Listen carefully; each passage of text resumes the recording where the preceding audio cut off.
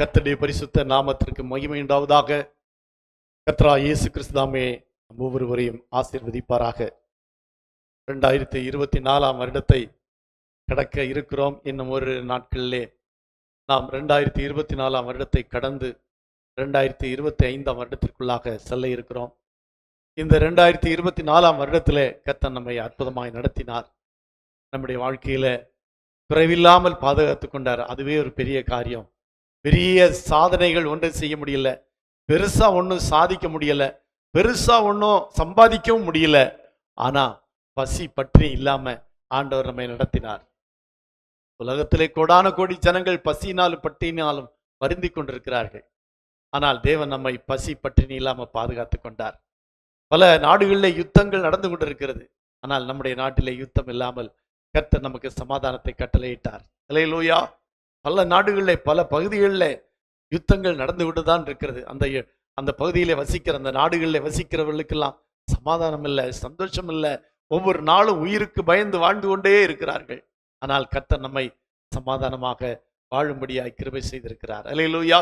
எத்தனை பேர் நோயினாலே இந்த உலகத்தை விட்டு மரித்து போனார்கள், கடந்து போனார்கள். பெரும் பெரும் பலசாலிகள் எல்லாம் கடந்து போனார்கள். பெரிய அறிஞர்கள், பெரிய விஞ்ஞானிகள், பெரிய மேதைகள் எல்லாம் கூட மரித்து போனார்கள். ஆண்டவர் நமக்கு இந்த ஒரு வருடத்திலும் ஜீவனை சுகத்தையும் கொடுத்திருக்கிறார். இதுவே பெரிய காரியம். அல்லேலூயா, அல்லேலூயா. ஆகவே கர்த்தர் நமக்கு செய்த எல்லா நன்மைகளுக்காகவும் எப்பொழுதும் நன்றியுடையவர்களாயிருப்போம். அல்லேலூயா, அல்லேலூயா. ஆண்டவர் நமக்கு வாக்கு பண்ணி இருக்கிறது நம்முடைய தேவைகளை சந்திப்பதுதான். அல்லேலூயா. நம்ம அடிக்கடி இந்த வருடத்துல மத்தேயு 6:33 வாசிக்கிறோம். முதலாவது தேவனுடைய ராஜ்யத்தையும் அவருடைய நீதியை தேடுங்கள், அப்பொழுது இவைகளெல்லாம் உங்களுக்கு கூட கொடுக்கப்படும் என்று சொன்னார். இவைகள் என்றால் என்ன? அன்றாட தேவைகள். அல்லேலூயா. உடைக்காக நீங்கள் கவலைப்படுகிறது என்ன? கவலைப்படாதீங்க, அது தர்றேன். உணவுக்காக நீங்கள் கவலைப்படுகிறது என்ன?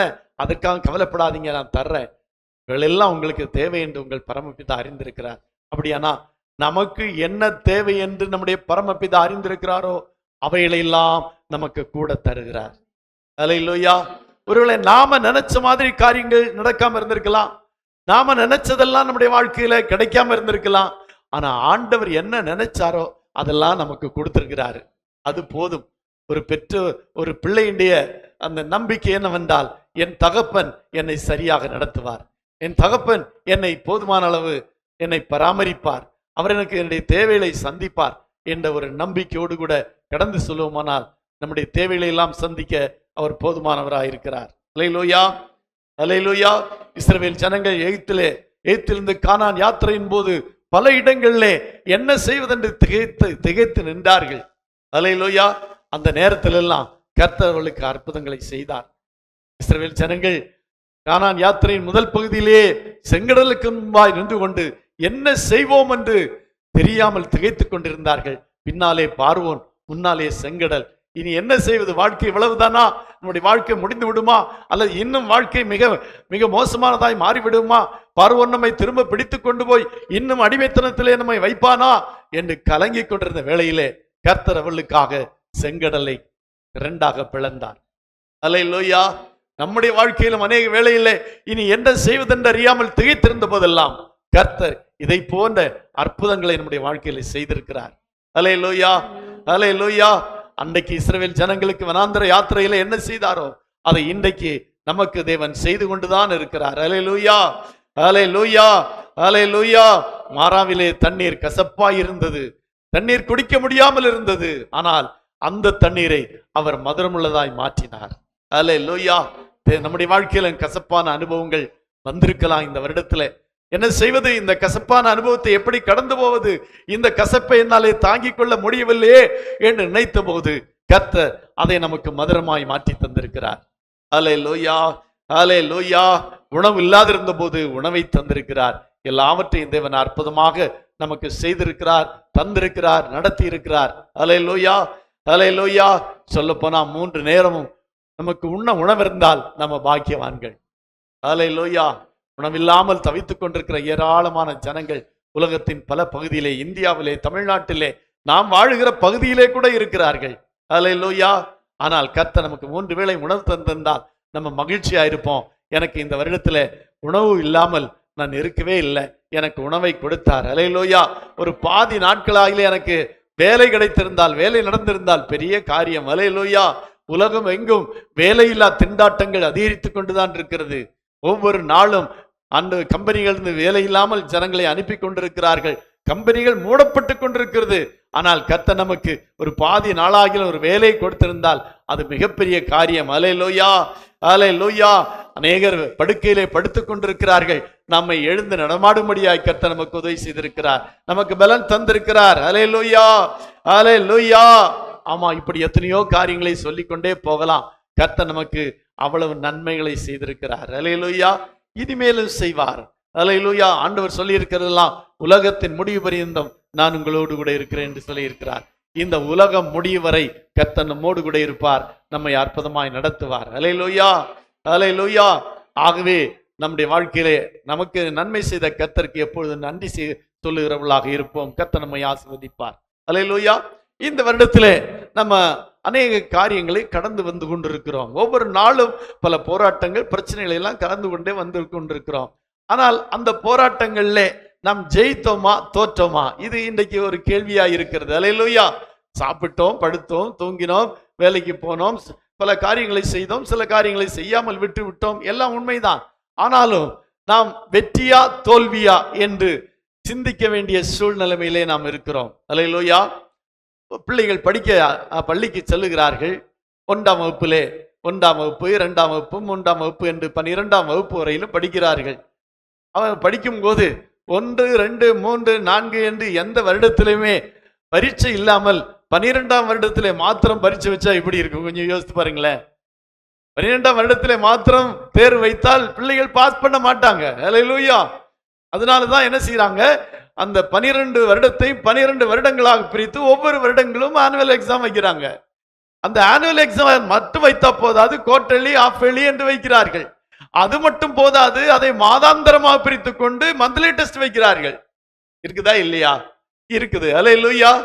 ஏனென்றால் ஒரேடியாக அவர்கள் அந்த படிப்பை எல்லாம் படித்து அவள் மனதிலே வைத்துக் கொண்டு 12 வருடம் கழித்து எழுத முடியாது, அல்லது ஒரு வருடம் முழுவதும் படித்து அவன் கடைசியில் எழுத முடியாது. ஆகவே அவ்வப்போது monthly test, quarterly test, yearly test என்று வைத்து அவர்களை பரிசோதித்து அவர்களுக்கு வெற்றியை கொடுத்து அவர்களை அடுத்த வகுப்புக்கு அனுப்புகிறார்கள். அல்லேலூயா. அதை போலதான் நம்முடைய வாழ்க்கையில நம்ம நினைக்கிறோம். நம்முடைய வாழ்க்கையிலும் அனுதினமும் சோதனை உண்டு, அனுதினமும் போராட்டங்கள் உண்டு. மாதத்துக்கு போராட்டம் உண்டு, வருடத்திற்கு போராட்டம் உண்டு. இவைகளிலே நாம் ஜெயித்தோமா என்பதுதான் கேள்வி. அல்லேலூயா. சோதனை இல்லாத நாட்கள் இல்லை, போராட்டம் இல்லாத நாட்கள் இல்லை. இவைகளெல்லாம் நம்ம கடந்து வந்து கொண்டிருக்கிறோம். ஆனால் இன்றைக்கு நம்ம சிந்திக்க போறது என்றால், நமக்கு வந்த சோதனைகளிலே, போராட்டங்களிலே நாம் ஜெயித்தோமா தோற்றோமா சற்று சிந்திக்க வேண்டும். அப்படித்தானே? நாம் தோற்றோமா ஜெயித்தோமா என்று நாம் அறிந்திருக்க வேண்டியது அவசியமா இருக்கிறது. அல்லேலூயா. ஏனென்றால் ஜெயங்கொள்ளுகிறவர்களுக்கு மட்டும்தான் தேவன் பிரதிபலனை கொடுக்கிறார். அல்லேலூயா. வெளிப்படுத்தின விசேஷத்துல 7 சபைகள் இருக்கிறது. அந்த 7 சபைகளுக்கும் ஆண்டவர் தம்முடைய வார்த்தைகளை சொல்லும் போது, முதலாவது வெளிப்படுத்தின விசேஷம் 2ஆம் அதிகாரம் 7ஆம் வசனத்திலே அங்கே எபேசு சபைக்கு எழுதின போது, எபேசு சபைக்கு எழுதின அந்த வசனத்திலே சொல்லப்பட்டிருக்கிறது. 2ஆம் அதிகாரம் 7ஆம் வசனத்திலே, ஜெயங்கொள்ளுகிறவனோ அவன் தேவனுடைய பரதீசின் மத்தியில் இருக்கிற ஜீவ விருட்சத்தின் கனியை புசிக்க கொடுப்பேன். அல்லேலூயா. ஜெயம் கொள்ளுகிறவர்களுக்கு மட்டும்தான். எபேசு சபையிலே அநேக ஜனங்கள் இருந்தார்கள், ஆயிரக்கணக்கான ஜனங்கள் இருந்தார்கள். எபேசு ஒரு நல்ல சபை. அந்த சபையில இருக்கிற ஜனங்களுக்கு ஆண்டவர் இவ்விதமாக சொன்னார், நீங்க எல்லாரும் சபைக்கு வர்றீங்க, நீங்க எல்லாரும் ஆராதனைக்கு வர்றீங்க, நீங்க சபையை தாங்குறீங்க, தசமாக கொடுக்குறீங்க, சபைக்கா உழைக்கிறீங்க, எல்லாம் கரெக்ட், எல்லாம் கரெக்ட். ஆனா உங்கள் எல்லாருக்கும் பிரதிபலன் இல்லை. யார் ஜெயம் கொள்ளுகிறானோ அவனுக்குத்தான் நான் தேவனுடைய பிரதேசின் மத்தியில் இருக்கிற ஜீவ விருட்சத்தின் கனியை புசிக்க கொடுப்பேன் என்று சொன்னார். அல்லேலூயா. எபேசு சபையில் இருக்க எல்லாருக்கும் அல்ல, வந்தவர்களுக்கு எல்லாருக்கும் அல்ல. யார் யார் ஜெயம் கொள்ளுகிறார்களோ, யார் யார் வெற்றி அடைகிறார்களோ அவர்களுக்கு மட்டும்தான் அந்த பரதேசின் மத்தியில் இருக்கிற ஜீவ விருட்சத்தின் கனியை புசிக்க கொடுப்பேன் என்று சொன்னார். அல்லேலூயா. அடுத்தபடியாக வெளிப்படுத்தின 2ஆம் அதிகாரம் சொல்லப்பட்டிருக்கு சிமர்னா சபை. அங்கே சிமர்னா சபைக்கு அங்கு சொல்லும் போது 2ஆம் அதிகாரம் 12ஆம் வசனத்திலே அங்கே சொல்லப்பட்டிருக்கு, சிமர்னா சபையிலே ஜெயம் கொள்ளுகிறவன் 2ஆம் மரணத்தினாலே சேதப்படுத்துவதில்லை என்று எழுது. 2ஆம் மரணத்திலே அவன் சேதப்படுவதில்லை. அல்லேலூயா. அப்படியானால் ஜெயங்கொள்ளுவதற்கு மட்டும்தான் அங்கே சொல்லப்படும். ஜெயங்கொள்ளுகிறவன் இரண்டாம் மரணத்தினால் சேதப்படுவதில்லை. இதை குறித்து நாம் விரிவாக இன்னொரு நாள் பார்க்கலாம். ஆனால் இப்பொழுது நான் சொல்ல விரும்புறதெல்லாம், இந்த சிமர்னா சபை ஒரு நல்ல சபை. அதிலே இருக்கிற நல்ல காரியங்களை எல்லாம் ஆண்டவர் எடுத்து காண்பிக்கிறார். அந்த நல்ல காரியங்கள் எல்லாம் இருப்பது சரிதான். நீங்கள் நல்ல காரியங்களை செய்திருக்கிறீர்கள், சரிதான். ஜெபித்தீர்கள், ஆராதனைக்கு வந்தீர்கள், சரிதான். நீங்கள் இன்னும் ஆண்டவருக்காய் கொடுத்தீர்கள், உழைத்தீர்கள், எல்லாம் சரிதான். நீங்கள் சிலவற்றை தாங்கிக் கொள்ளுகிறீர்கள், சில சோதனைகளை போராட்டங்களை எல்லாம் சகித்துக் கொள்ளுகிறீர்கள், உண்மைதான். ஆனால் உங்களுக்கு எல்லாருக்கும் நான் அந்த பரிசை கொடுக்க முடியாது. ஜெயங்கொள்ளுகிறவர்களுக்கு மட்டும்தான் அந்த பரிசை கொடுக்க முடியும். அல்லேலூயா, அல்லேலூயா. அடுத்தபடியாக பெர்கமு சபை சொல்லுகிறார் 2ஆம் அதிகாரம் 17ஆம் வசனத்திலே, அந்த பெர்கமு சபைக்கு அந்த தூதனுக்கு எழுதும் போது அங்கே அவர் சொல்லுகிறார், ஜெயங்கொள்ளுகிறவனோ அவனுக்கு மறைவான மன்னாவை புசிக்க கொடுப்பேன் என்று சொல்லுகிறார். அல்லேலூயா. அப்படித்தானே சொல்லப்பட்டிருக்கிறது. ஆவியான சபைகளுக்கு சொல்லுகிறதை காதுள்ளவன் கேட்க கடவன். ஜெயங்கொள்ளுகிறவனுக்கு நான் மறைவான மன்னாவை புசிக்க கொடுத்து அவனுக்கு வெண்மையான குறிக்கல்லையும் அந்த கல்லின் மேல் எழுதப்பட்டதையும் அதை வேறொருவனை பெறுகிறவனை அன்றி வேறொரு அறியக்கூடாதுமாகிய புதிய நாமத்தை கொடுப்பேன் என்று பல பரிசுகளை கொடுக்கிறார். அல்லேலூயா. பல பரிசுகள் இருக்கிறதே. இங்கே சொல்லும் போது சொல்லப்பட்டிருக்கிறது மறைவான மன்னா, வெண்மையான குறிக்கல், இன்னும் அந்த கல்லின் மேல் எழுதப்பட்டதும், இப்படி பல பரிசுகளை வைத்திருக்கிறார். எல்லாருக்கும் ஒன்றொன்றை கொடுக்கலாமே, வந்தவர்களுக்கெல்லாம் ஒரு பரிசை கொடுக்கலாமே. இந்த வருஷத்துல நம்ம பிள்ளைகளுக்கெல்லாம் பரிசை கொடுக்கும்போது அதுல ஒரு சிறிய தவறு நேரி விட்டது. அல்லேலூயா. எல்லா சண்டே கிளாஸ்க்கு வந்த பிள்ளைகளுக்கெல்லாம் பரிசை கொடுத்தோம், அதில் கலந்து கொண்டவர்களுக்கெல்லாம் பரிசு கொடுக்கும். சண்டே கிளாஸ் வராத பிள்ளைகளுக்கும் பரிசை கொடுத்தோம். அப்ப வந்த பிள்ளைகளுக்கு வந்தவங்களுக்கும் பரிசு, வராதவங்களுக்கும் பரிசு, அது ஒரே பரிசு அப்படி நினைப்பாங்களா, நினைக்க மாட்டாங்களா? அதுல சிலரை நம்ம தவற விட்டு விட்டோம், வராத சில பிள்ளைகளுக்கு கொடுக்காமல் விட்டு விட்டோம். அது ஒரு தவறு நேரிட்டு விட்டது. ஏன் சொல்லுகிறேன் என்றால், வந்தவர்களுக்கும் வராதவர்களுக்கும், தோற்றவர்களுக்கும் ஜெயித்தவர்களுக்கும் ஒரே பரிசை கொடுப்போமானால் அது எப்படி இருக்கும்? சந்தோஷமா இருக்குமா? நல்லதா இருக்குமா? இருக்காது. ஆகவே இந்த பெர்கமு சபைக்கும் ஆண்டவர் சொல்லுகிறது, நீங்கள் உங்களிடத்தில் நல்ல காரியங்கள் பல இருந்தது, அதை நான் உற்று கவனித்தேன், உண்மைதான். ஆனால் உங்கள் எல்லாருக்கும் நான் பரிசை கொடுக்க முடியாது. ஜெயங்கொள்ளுகிறவனுக்கு மட்டும்தான் நான் என்ன செய்வேன்? அந்த மறைவான மன்னாவை புசிக்க கொடுப்பேன். அல்லேலூயா, அல்லேலூயா. அடுத்தபடியாக அவர் சொல்லுகிறார் 2ஆம் அதிகாரம் 26ஆம் வசனத்திலே அவர் தியத்திரா சபைக்கு சொல்லுகிறார். தியத்திரா சபையிலே அவர் அநேக நன்மைகளை கண்டார், அநேக நல்ல காரியங்களை கண்டார், தீமையான காரியங்களை கண்டு கடிந்து கொண்டார். எல்லாம் செய்தது சரிதான். அல்லேலூயா. ஆனால் அவர் அங்கே சொல்லுகிற ஜெயங்கொள்ளுகிறவனோ அவனுக்கு என்ன கொடுப்பேன் என்று சொல்லி இருக்கிறார்? ஜாதிகள் மேல் அதிகாரம் கொடுப்பேன். அல்லேலூயா. 26ஆம் வசனத்திலே சொல்லப்பட்டிருக்கிறது. 26ஆம் வசனம் தானா? அங்கே ஜாதிகள் மேல் அதிகாரம் கொடுப்பேன் என்கிறார். அங்கே அப்படித்தானே சொல்லி இருக்கிறது. ஜெயங்கொண்டு முடிவு பரியந்தம் கிரியை காத்துக் கொள்ளுகிறவனோ அவனுக்கு நான் என் பிதாவின் இடத்தில் அதிகாரம் பெற்றது போல ஜாதிகள் மேல் அதிகாரம் கொடுப்பேன். அல்லேலூயா. ஜெயங்கொண்டவனுக்கு மட்டும்தான் அதிகாரம், ஜெயிக்காதவர்களுக்கு அதிகாரம் இல்லை. அல்லேலூயா. ஒரு போலீஸ் தேர்வுக்கு போட்டி நடக்கிறது என்று வைத்துக் கொள்வோம், அல்ல IAS IPS போன்ற தேர்வுகளுக்கு போட்டி நடக்கிறது என்று வைத்துக் கொள்வோம். போட்டியிலே கலந்து கொள்கிறவர்களுக்கெல்லாம் அதிகாரம் கொடுக்கப்படுவதில்லை. அந்த போட்டியிலே யார் வெற்றி பெறுகிறார்களோ அவர்களுக்கு மட்டும்தான் அந்த அதிகாரம் கொடுக்கப்படுகிறது. அதே போலதான் ஆண்டவர் இங்கே சொல்லுகிறார், இந்த தியத்திரா சபைக்கு நான் ஜெயங்கொள்ளுகிறவனுக்கு அந்த ஜாதிகள் மேல் அதிகாரம் கொடுப்பேன் என்று சொல்லுகிறார். 3ஆம் அதிகாரம் 5ஆம் வசனத்திலே சர்தை சபைக்கு சொல்லுகிறார். சர்தை சபையும் ஒரு நல்ல சபைதான். அந்த சபை குறித்து அவர் சொல்லும் போது சொல்லுகிறார், ஜெயங்கொள்ளுகிறவனுக்கோ அவனுக்கு வெண் வஸ்திரம் தரிப்பிக்கப்படும் என்று சொல்லுகிறார். அல்லேலூயா. ஜீவ புஸ்தகத்தில் அவனுடைய பெயரை நான் கிறுக்கி போடாமல் என் பிதாவுக்கு முன்பாகவும் தூதர் முன்பாகவும் நான் அறிக்கையிடுவேன் என்று சொல்லுகிறார். அல்லேலூயா. அப்படியானால் இந்த சபைக்கு அவர் சொல்லுகிற காரியம் என்னவென்றால், ஜெயங்கொள்ளுகிறவனுக்கு மட்டும்தான் வெண் வஸ்திரம் தரிப்பிக்கப்படும் என்று சொல்லுகிறார். அல்லேலூயா. அப்போ இதையெல்லாம் நம்ம பார்த்து வருகிற வேளையிலே இந்த சபைகளுக்கெல்லாம் அவர் சொல்லுகிற காரியம் என்னவென்றால், நீங்கள் ஜெயங்கொண்டால் மட்டும்தான் உங்களுக்கு பரிசு, நீங்கள் ஜெயம் கொண்டால் மட்டும்தான் நான் உங்களுக்கு தருவேன். அல்லேலூயா. 3ஆம் அதிகாரம் சொல்லப்பட்டிருக்கு பிரதிபியா சபை, ஒரு அருமையான சபை. பிரதிபியா சபை ஒரு நல்ல சபை. அந்த 3:12 சொல்லப்பட்டிருக்கிறது என்னவென்றால், அவனுடைய தேவனுடைய ஜெயங்கொள்ளுகிறவனோ அவனை தேவனுடைய ஆலயத்திலே தூணாக்குவேன் என்று சொல்லி இருக்கிறார். அல்லேலூயா. எல்லாரும் ஆலயத்திலே தூணாக முடியாது. அல்லேலூயா. ஜெயங்கொள்ளுகிற வாழ்க்கையில ஜெயங்கொள்ளுகிறவன், தேவனுடைய வார்த்தையின்படியான தன்னுடைய வாழ்க்கையில ஜெயங்கொள்ளுகளை மட்டும்தான் ஆலயத்தில் என்ன ஆக்குவேன் என்று சொல்லுகிறார்? தூணாக்குவேன் என்று சொல்லுகிறார். அல்லேலூயா. 23ஆம் அதிகாரம் 21ஆம் வசனத்திலே அவர் சொல்லும் போது அங்கே லவோதிக்கா சபையை சொல்லுகிறார். அல்லேலூயா. லவோதிக்கா சபை ஒரு நல்ல சபைதான். அந்த லவோதிக்கா சபையை குறித்து சொல்லும் போது, ஜெயங்கொண்டு என் பிதாவுடைய சிங்காசனத்திலே அவரோடு உட்கார்ந்து போல ஜெயங்கொள்ளுகிறவனும் அவனும் என்னுடைய சிங்காசனத்தில் என்னோடு கூட உட்காரும்படி அருள் செய்வேன் என்று சொல்லுகிறார். எல்லாரும் அவரோடு கூட சிங்காசனத்தில் உட்கார முடியாது. அல்லேலூயா. நல்ல சபை, நல்ல ஆராதனை, எல்லாம் நல்லா ஸ்ட்ரிக்டா எல்லாவற்றையும் செய்யறாங்க.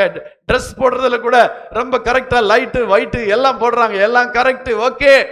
பட் ஜெயங்கொள்ளுகள் மட்டும்தான் என்ன செய்ய முடியும்? அவரோடு கூட சிங்காசனத்தில் உட்கார முடியும். அல்லேலூயா, அல்லேலூயா. அப்படியானா இந்த காலை வேளையில நான் உங்களை பார்த்து கேட்கிறேன், நாம் இந்த ஜெயங்கொண்டவருடைய கூட்டத்தில் இருப்போமா, அல்லது அந்த சபையிலே சாதாரண ஒரு அங்கத்தினராக இருப்போமா?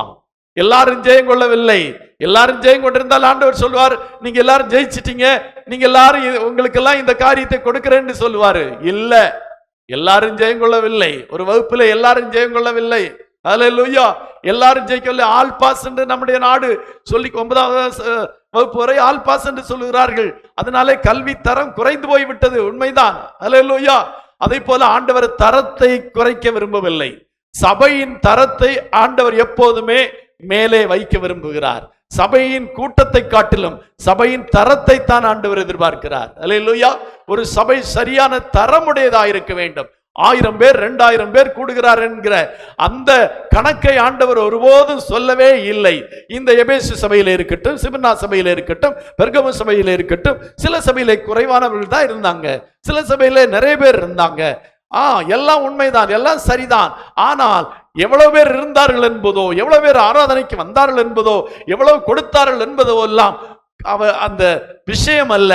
என்ன விஷயம் என்றால் ஜெயம் கொள்ளுகிறீர்களா என்பதுதான் விஷயம். அல்லேலூயா. ஜெயங்கொள்ளுகள் மட்டும்தான் இந்த பிரதிபலனை பெறுவார்கள், பரிசை பெறுவார்கள். ஆகவே வேதம் ஆண்டவர் அதை தெளிவாக சொல்லி இருப்பதன் காரணம் என்னவென்றால், அநேக சபைகள் உலகத்திலே காணப்படுகிறது. அநேக சபையிலே அநேக விதமான போதனைகள் காணப்படுகிறது. சில நல்ல காரியங்கள் காணப்படுகிறது, சில தீய காரியங்கள் காணப்படுகிறது. எல்லாவற்றையும் பார்த்தேன் என்று ஆண்டவர் சொல்லுகிறார். நீ சகித்துக் கொண்டிருக்கிறதை பார்த்தேன் என்று சொல்லுகிறார். நீ ஜெயித்ததை பார்த்தேன் என்று சொல்லுகிறார். எல்லாம் கரெக்ட், சபையிலே பார்க்கிறது சரி. ஆனால் நீங்கள் ஜெயம் கொண்டால் மட்டும்தான் ஆண்டவர் உங்களுக்காக வைத்திருக்கிற பிரதிபலனை அடைய முடியும். அல்லேலூயா. அப்போஸ்தலனாகிய பவுல் சொல்கிறார் அல்லவா, நல்ல போராட்டத்தை போராடினேன். 2 தீமோத்தேயு 4ஆம் அதிகாரம் 7ஆம் வசனத்திலே சொல்லுகிறார், நல்ல போராட்டத்தை போராடினேன், ஓட்டத்தை முடித்தேன், விசுவாசத்தை காத்துக்கொண்டேன், இது முதல் எனக்காக நீதியின் கிரீடம் வைக்கப்பட்டிருக்கிறது. அல்லேலூயா. நல்ல போராட்டத்தை போராடி ஓட்டத்தை முடித்து விசுவாசத்தை காத்துக்கொண்ட பவுல் தான் சொல்லுகிறார், இது முதல் எனக்கு என்ன வைக்கப்பட்டிருக்கிறது? அநேக ஊழியங்களை செய்தார். அற்புதங்கள் அடையாளங்கள் பவுல் மூலமாய் நடந்தது. அநேக சபைகளை எல்லாம் ஸ்தாபித்தார். அநேக ஊழியக்காரர்களை எல்லாம் ஏற்படுத்தினார். பவுலின் நாட்களிலே ஒரு பெரிய எழுப்புதல் நடந்தது. உலகம் எங்கும் பவுலின் பெயர் சொல்லப்பட்டது. எல்லாம் கரெக்ட். அல்லேலூயா. எல்லாம் நடந்தது உண்மைதான். அல்லேலூயா. ஆனால் பவுல் என்ன சொல்லுகிறார் என்றால், இந்த நல்ல போராட்டத்தை நான் போராடினேன், ஓட்டத்தை முடித்தேன், விசுவாசத்தை காத்துக்கொண்டேன், இது முதல் எனக்கு நீதியின் கிடை. இதுக்கு முன்னால இல்ல, இது முதல். எது முதல்? நல்ல போராட்டத்தை போராடி ஓட்டத்தை முடித்து விசுவாசத்தை காத்துக்கொண்ட இது முதல் தான் எனக்கு என்ன வைக்கப்பட்டிருக்கிறது? நீதியின் கிரீடம் வைக்கப்பட்டிருக்கிறது என்று சொல்லுகிறார். அல்லேலூயா. நான் அப்போஸ்தலனா இருந்ததினாலே, சபைகளை ஸ்தாபித்ததினாலே, திரளான ஜனங்களை ஆண்டவருக்குள்ள நடத்தினாலே, திரளான நிறைய தடவை சிறைக்கு போனதினாலே, நிறைய தடவை பல காரியங்களை அற்புதங்களை செய்ததினாலே எனக்கு ஜீவ கிரீடம் கிடைக்கவில்லை. இது முதல் தான் எனக்கு ஜீவன் கிரீடம் வைக்கப்பட்டிருக்கு. என்றால் நல்ல போராட்டத்தை போராடி, அல்லேலூயா, ஓட்டத்தை முடித்து விசுவாசத்தை காத்துக்கொண்டேனே, இப்போதான் எனக்கு என்ன ஜீவ கிரீடம் எனக்காய் வைக்கப்பட்டிருக்கிறது என்று சொல்லுகிறார். ஆம் பிரியமான தேவனுடைய பிள்ளைகளே, போராட்டத்தை போராடி அதை ஜெயித்தால் மட்டும்தான் நமக்கு ஜீவ கிரீடமே தவிர நாம் வந்ததற்காக போனதற்காக நமக்கு ஜீவ கிரீடம் தர முடியாது. அல்லேலூயா. நம்ம பார்க்க அநேக போட்டிகள் உலகத்தில் நடக்கிறது. ஆமா, கிரிக்கெட் போட்டிகள் நடக்கிறது, உலக அழகிகள் போட்டி நடக்கிறது, இன்னும் பல விளையாட்டு போட்டிகள்லாம் நடக்கிறது. அந்த விளையாட்டு போட்டிகளை எல்லாம் அவர்கள் தரம் திரித்து பலரோடு போராட விடுவார்கள், மோத விடுவார்கள். மோதின எல்லாருக்கும் பரிசு அல்ல, அதுல யார் வென்றார்களோ அவர்களுக்கு தான் பரிசு. அல்லேலூயா, அல்லேலூயா. அதைத்தான் ஆண்டவர் சொல்லுகிறார். அல்லேலூயா. ஆமா, நீங்கள் எல்லாரும் என்னோடு கூட போராடுங்கள். பவுல் சொல்லுகிறார் அல்லவா, நீங்கள் என்னோடு கூட போராடுங்கள் என்று சொல்லுகிறார். அல்லேலூயா. ஆமா, இங்கே நமக்கும் போராட்டம் உண்டுதான் வேதம் சொல்லி இருக்கிறது. எபேசியின் புஸ்தகம் 6ஆம் அதிகாரம் 12ஆம் வசனத்திலே நமக்கு என்ன போராட்டம் உண்டு என்று அங்கே பவுல் அங்கே விளக்குகிறார். என்ன போராட்டம் உண்டு? ஏனெனில் மாம்சத்தோடும் இரத்தத்தோடும் அல்ல, மாம்சத்தோடு இரத்தத்தோடும் அல்ல, துரைத்தனங்களோடும் அதிகாரங்களோடும் இப்பிரபஞ்சத்தின் அந்தகார லோகாதிபதிகளோடும் வான மண்டலங்களில் உள்ள பொல்லாத ஆவிகளின் சேனைகளோடும் நமக்கு போராட்டம் உண்டு. அல்லேலூயா, அல்லேலூயா. போராட்டம் உண்டு என்றுதான் நமக்கு சொல்லுகிறார். அல்லேலூயா. அது சாதாரணமான போராட்டம் அல்ல, மாம்சத்தோடு இரத்தத்தோடும் அல்ல, துரைத்தனங்களோடும் அதிகாரங்களோடும் இப்பிரபஞ்சத்தின் அந்தகார லோகாதிபதிகளோடும் வான மண்டலங்களில் பொல்லாத ஆவிகளின் சேனைகளோடும் உங்களுக்கு என்ன உண்டு? நமக்கு போராட்டம் உண்டு. அல்லேலூயா, அல்லேலூயா. எல்லாருக்கும், ஒருத்தருக்கு மாத்திரமல்ல, யாரெல்லாம் இந்த விசுவாச வாழ்க்கைக்குள்ளே வருகிறார்களோ. அதனாலே பவுல் சொன்னார், அன்றியும் தேவ பக்தியாய் நடக்க மனதாய் இருக்கிற யாவரும் துன்பப்படுவார்கள், இன்பமடைவார்கள் என்று சொல்லவில்லை. தேவ பக்தியாய் நடக்க மனதாய் இருக்கிற யாவரும் இன்பமடைவார்கள், தேவ பக்தியாய் நடக்க மனதாய் இருக்கிற யாவரும் ஐஸ்வர்யவான்கள் ஆய்விடுவார்கள் என்று அவர் சொல்லவில்லை. அன்றியும் தேவ பக்தியாய் நடக்க மனதாய் இருக்கிற யாவரும் துன்பப்படுவார்கள். ஏனென்றால் இப்படி போராட்டம் வரும்போது துன்பம் வரும். போராட்டத்தின் அந்த வேளையிலே துன்பங்கள் வரத்தான் செய்யும் என்றுதான் அப்போஸ்தலனாகிய பவுல் சொல்லுகிறார். இருக்கட்டும், இதிலிருந்து நாம் கற்றுக்கொள்வது, தெரிந்து கொள்வது என்னவென்றால், விசுவாச வாழ்க்கையிலே போராட்டங்கள் உண்டு. அல்லேலூயா, அல்லேலூயா. அந்த போராட்டங்களை நம்ம ஜெயிக்க வேண்டியது அவசியமாக இருக்கிறது. அந்த போராட்டத்திலே ஜெயித்தால் மட்டும்தான் நமக்கு இந்த சொல்லப்பட்ட பிரதிபலன்கள் நமக்கு கிடைக்கும். 12ஆம் அதிகாரம் 2 தீமோத்தேயு 6ஆம் அதிகாரம் 12ஆம் வசனத்திலே அப்போஸ்தலனாகிய பவுல் நல்ல ஒரு ஆலோசனை சொல்லுகிறார். 6:12 விசுவாசத்தின் நல்ல போராட்டத்தை போராடு, நித்திய ஜீவனை பற்றிக்கொள். நித்திய ஜீவனை பற்றிக்கொள். விசுவாசத்தின் நல்ல போராட்டத்தை போராடு. அல்லேலூயா. நல்ல போராட்டத்தை போராடு. அல்லேலூயா. நல்ல போராட்டத்தை போராடு, நித்திய ஜீவனை பற்றிக்கொள். நித்திய ஜீவனை பற்றிக்கொள். நித்திய ஜீவனை பற்றிக்கொள். அதற்காகவே நீ அழைக்கப்பட்டாய். அதற்காகவே நீ அழைக்கப்பட்டாய். அல்லேலூயா. எதற்காக நாம் அழைக்கப்பட்டோம்? நல்ல போராட்டத்தை போராடும்படியாக அழைக்கப்பட்டிருக்கிறோம். போராட்டம் உண்டு, எல்லாருக்கும் போராட்டம் உண்டு. எனக்கும் போராட்டம் இருக்கிறது என்று எல்லாரும் சொல்லுகிறார், நானும் சொல்லுவேன் எனக்கும் போராட்டம் இருக்கிறது என்று. ஆண்டவர் சாதாரண போராட்டத்தை அல்ல, அந்த போராட்டத்திலே நீ நல்ல போராட்டத்தை போராட வேண்டும். அதாவது நன்றாய் போராட்டத்திலே போராட வேண்டும். அல்லேலூயா. நல்ல போராட்டத்தை போராடு. அல்லேலூயா. ஆமா, விசுவாசத்தின் நல்ல போராட்டத்தை போராடு, நித்திய ஜீவனை பெற்றுக்கொள். அதை விட்டு விடாதே, அதை இழந்து விடாதே. அதற்காகவே நீ அழைக்கப்பட்டாய். அல்லேலூயா. அப்படியானா நாம எதற்காக அழைக்கப்பட்டிருக்கிறோம் என்றால், நல்ல போராட்டத்தை போராடும்படியாய் அழைக்கப்பட்டிருக்கிறோம். அல்லேலூயா. போராட்டம் உண்டு, அந்த போராட்டத்தை தவிர்க்க முடியாது. எந்த ஒரு மனிதனும் தன்னுடைய வாழ்க்கையில் இருக்கிற போராட்டங்களை தவிர்க்கவே முடியாது. எனக்கு போராட்டமே இல்லை என்று சொல்லுகிற யாரும் உலகத்தில் இருக்க முடியாது. ஒருவருக்கு ஒரு விதமான போராட்டம், இன்னொருக்கு இன்னொரு விதமான போராட்டம். ஒருவருக்கு இந்த அளவு போராட்டம், ஒருவருக்கு அதிகமான போராட்டம், ஒருவருக்கு கொஞ்சமான போராட்டம். அந்த அளவுகளிலே வித்தியாசம் இருக்கலாம், அல்லது அந்த செயல்களிலே வித்தியாசம் இருக்கலாமே தவிர உலகத்திலே வாழ்கிற எல்லா மனிதர்களுக்கும் போராட்டம் உண்டு. விசேஷமாக தேவனுடைய பிள்ளைகளுக்கும் போராட்டம் உண்டு என்று அப்போஸ்தலனாகிய பவுல் எபேசியருக்கு மிக தெளிவாய் எழுதி இருக்கிறார். அது மாத்திரமல்ல, அந்த போராட்டத்தை, நல்ல போராட்டத்தை போராடு என்றுதான் அவர் அங்கே சொல்லி இருக்கிறார். போராட்டத்தை தவிர்த்து விட்டு வாழவே முடியாது. போராட்டத்தை ஜெயித்துத்தான் வாழ வேண்டும். போராட்டத்தோடு கூட வாழ்வதல்ல, போராட்டத்தை ஜெயித்து வாழுவது. அல்லேலூயா, அல்லேலூயா. ஒரு நாளைக்கு ஒரு விதமான போராட்டங்கள் நம்முடைய வாழ்க்கையில் இருக்கும். அல்லேலூயா. பிள்ளைகளுக்கெல்லாம் டெஸ்ட் வைக்கிறாங்க. இன்னைக்கு இங்கிலீஷ், நாளைக்கு ஹிஸ்டரி, நாளைக்கு மேத்ஸ், அடுத்த நாள் சோசியல். இப்படி ஒவ்வொன்றிலும் ஒரு தேர்வு வைக்கிறது போல, ஒரு பரீட்சை வைக்கிறது போல மனித வாழ்க்கையிலும் ஒவ்வொரு நாளும் ஒவ்வொரு விதமான போராட்டங்கள் இருக்கத்தான் செய்யும். ஆனால் அதிலே போராடி ஜெயம் பெறணும். அல்லேலூயா. ஒரு மாணவன் ஒழுங்காக வகுப்புக்கு போகிறான், எல்லா நாளும் வகுப்புக்கு சென்று இருக்கிறான், அட்டெண்டன்ஸ் கரெக்டா இருக்கிறது.